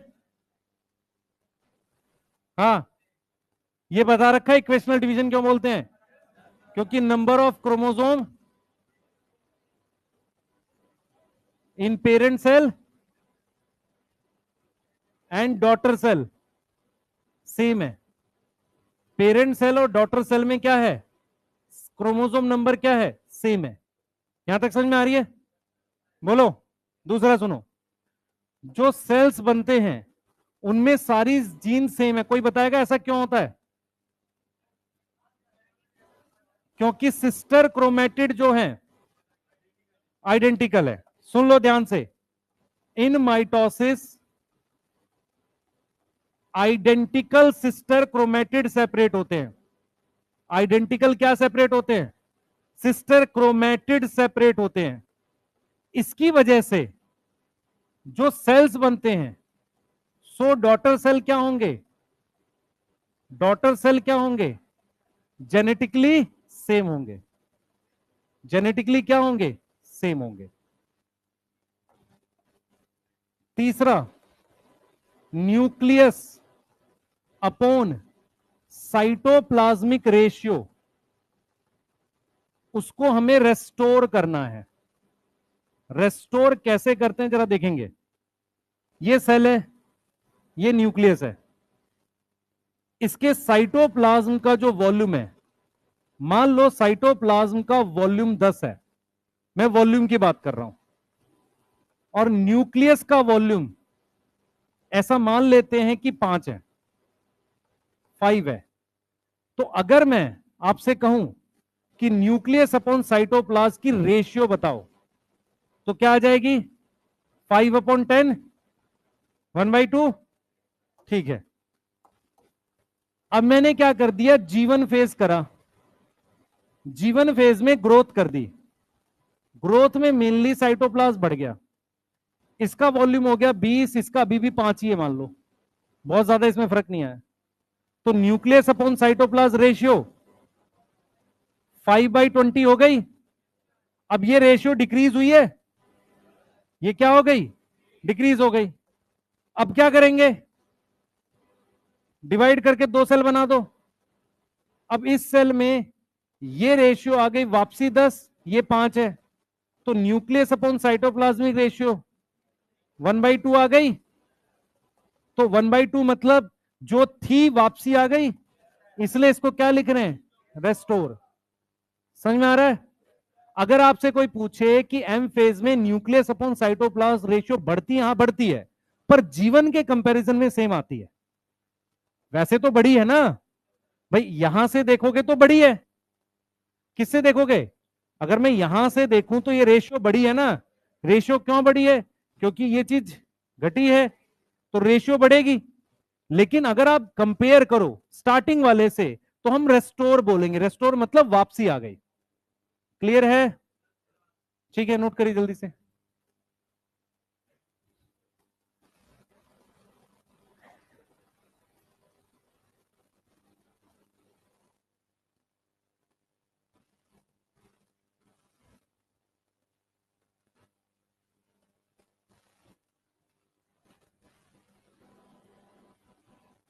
लिख लिया? जल्दी लिखो, जल्दी लिखो बेटा। बच्चे, नोट्स प्रॉपर बनाना जरूरी होता है, रिवाइज नहीं हो पाएगा है। साइटोप्लाज्म घटेगा नहीं सेल डिवाइड होने से, साइटोकाइनेसिस नहीं होगी। साइटोकाइनेसिस क्या कर दिया उसने? 2 सेल में बांट दिया ना साइटोप्लाज्म। बोलो। 2 सेल बन गए ना, एक सेल की कंपेयर कर रहे हैं हम। ठीक है,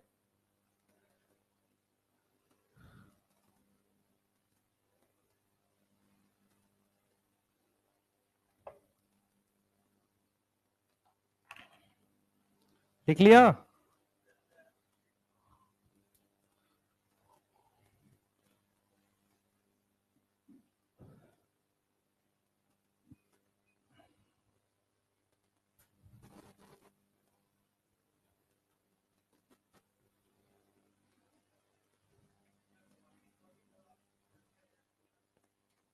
हम बोल सकते हैं एक्चुअल में ईआर मेम्ब्रेन होती है, बनाने को गोल्जी भी बना सकता है और बनाएगा वेसिकल से।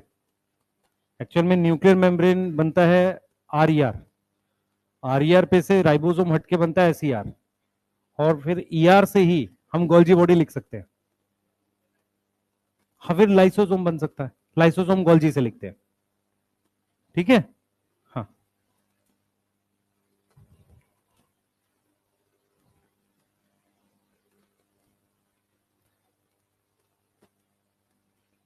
लिख लिया?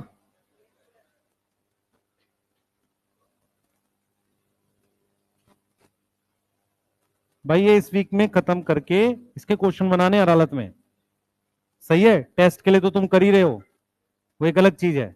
और ये कंडीशन हमेशा रहेगी आपके पास, टेस्ट में पुराना आ रहा है, हम नया भी पढ़ रहे हैं और उसके क्वेश्चन भी बना रहे हैं, सही है? और ये आइडियल चीज होती है, तुम्हारा पुराना भी रिवाइज हो, नया भी चलता रहे, तुम्हें उसी में सारी मेहनत करनी है। समझ आ रहा है मैं क्या बोल रहा हूं? ये कोई वो नहीं है कि आपको मतलब इसके लिए सोचना है, पुराना तो करना ही करना है, नया भी अभी करना है। अब इससे क्या फायदा होगा अगर इसी वीक में कर लोगे, आगे जब टेस्ट में आएगा तो आपके पास तैयार है। सही है? क्लियर? हाँ। अब ये देखें बेटा सब लोग, growth in multicellular organism, आप सोचो ध्यान से, कोई भी ऑर्गेनिज्म में ह्यूमन ही है तो उसमें क्या होगा, सेल डिवीजन से क्या होता है, सेल्स के नंबर बढ़ते हैं, cell division increase cell number, है ना? उससे क्या होगा, ग्रोथ होती है, growth occur in multicellular organism. Multicellular organism मतलब ह्यूमन वगैरह है। भाई हमारे अंदर ग्रोथ कैसे होती है, सेल डिवाइड करने से, सेल का नंबर बढ़ाकर। ये चीज समझ में आ रही है? दूसरी चीज हम लोग लिखते हैं रिपेयर, जब भी कोई इंजरी होती है, जब भी कोई इंजरी होती है, एनी इंजरी, तो जो आसपास के सेल्स होते हैं ना, जिन्हें हम नेबरिंग सेल्स कहते हैं, नेबरिंग सेल्स डिवाइड करके उस इंजरी को फिल करते हैं। यस, और वो नॉर्मली माइटोसिस ही करते हैं, डिवाइड में क्या करते हैं वो, माइटोसिस, सही है? टू रिपेयर, उस चीज को रिपेयर करने के लिए वो ये काम करते हैं। यहां तक समझ में आ रही है? और अगर मैं आपसे पूछूं कि लोकेशन क्या है माइटोसिस की, लोकेशन ऑफ माइटोसिस या एम फेज की, एनिमल्स में, ह्यूमन की बात करते हैं, ह्यूमन में सबसे पहले आपके स्किन में होती है, ठीक है? क्योंकि स्किन सेल लगातार बाहर के एनवायरनमेंट के कांटेक्ट में है, सबसे ज्यादा सेल्स आपके स्किन के मरते रहते हैं, उनको रिप्लेस करना है। दूसरा एलिमेंट्री कैनाल, जिसे गट कह रहे हो, है ना? अब किसको किसको याद है कि एलिमेंट्री कैनाल की जो सबसे ये वाली लेयर होती है जो खाने के कांटेक्ट में आती है, म्यूकोसा होती है, सही है? तो एलिमेंट्री कैनाल की कौन सी लेयर, म्यूकोसा। यस। तीसरा आपके पास ब्लड सेल्स, क्योंकि ब्लड सेल्स भी लगातार माइटोसिस शो करने चाहिए, सही है? इन्फेक्शन हो गया, डब्ल्यूबीसी बढ़ाने हैं, समझ आ रहा है? आरबीसी 120 दिन में मर रहा है, उसको रिप्लेस करना है, समझ में आ रहा है? तो ये तीन जगह है, skin, alimentary canal, blood cells. ये वो जगह है जहां ज्यादा माइटोसिस होती है, ऐसा नहीं कि सिर्फ यही होती है, समझ में आया? यहां ज्यादा माइटोसिस होती है। इसके बाद प्लांट्स में, प्लांट्स में हमारे पास मेरिस्टेम होती हैं। क्या होती हैं? मेरिस्टेम होती हैं। देखो कहां होती है, देखो ये मान लो कोई प्लांट की स्टेम है, ठीक है? ये लीफ है, तो यहां पर कौन सी मेरिस्टेम होगी, यहां पर ये वाली, इसको एपिकल मेरिस्टेम कहते हैं। एपिकल समझ में आता है, टिप पर, एपिकल मेरिस्टेम। कुछ डिवाइडिंग सेल यहां अंदर होते हैं, इनको लेटरल मेरिस्टेम कहते हैं। कौन सी मेरिस्टेम कहते हैं? Lateral meristem. लेटरल मेरिस्टेम का एक और नाम कैम्बियम है। बेटा मेरिस्टेम जिन बच्चों को नहीं पता, मेरिस्टेम होते हैं group of dividing cell, plant में डिवाइडिंग सेल ग्रुप में मिलते हैं, जिनको हम मेरिस्टेम का नाम देते हैं। टिप पर मिलते हैं एपिकल मेरिस्टेम, अंदर साइड में मिलते हैं लेटरल मेरिस्टेम। उस लेटरल मेरिस्टेम का नाम क्या होता है? कैम्बियम। एनिमल्स में कहां कहां होगा? ब्लड सेल्स, गट, स्किन। प्लांट्स में एपिकल मेरिस्टेम और lateral cambium, lateral cambium. Clear है? ठीक है, इतना ही से पढ़ेंगे हम लोग, कल मियोसिस स्टार्ट कर रहे हैं। ठीक है, और कल मियोसिस को कंप्लीट भी करना है। माइटोसिस प्लीज पढ़ के आना, नहीं तो मियोसिस समझ नहीं आएगा, मैं पहले बता रहा हूं। और कल एक ही क्लास में उसे करना भी है हमें, क्योंकि वो एक ऐसा प्रोसेस है जिसको सिंगल क्लास में नहीं कराएंगे तो गड़बड़ फंसेगी आपको। रुक जा भाई।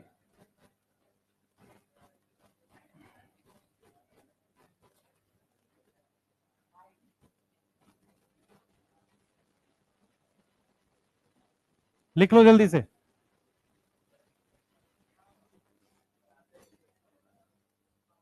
लिख लोगे? लिख लो। और आज जिसको डाउट पूछने होंगे 2 से 3। ठीक है, मैं आता हूं, कोई डाउट ही नहीं पूछना।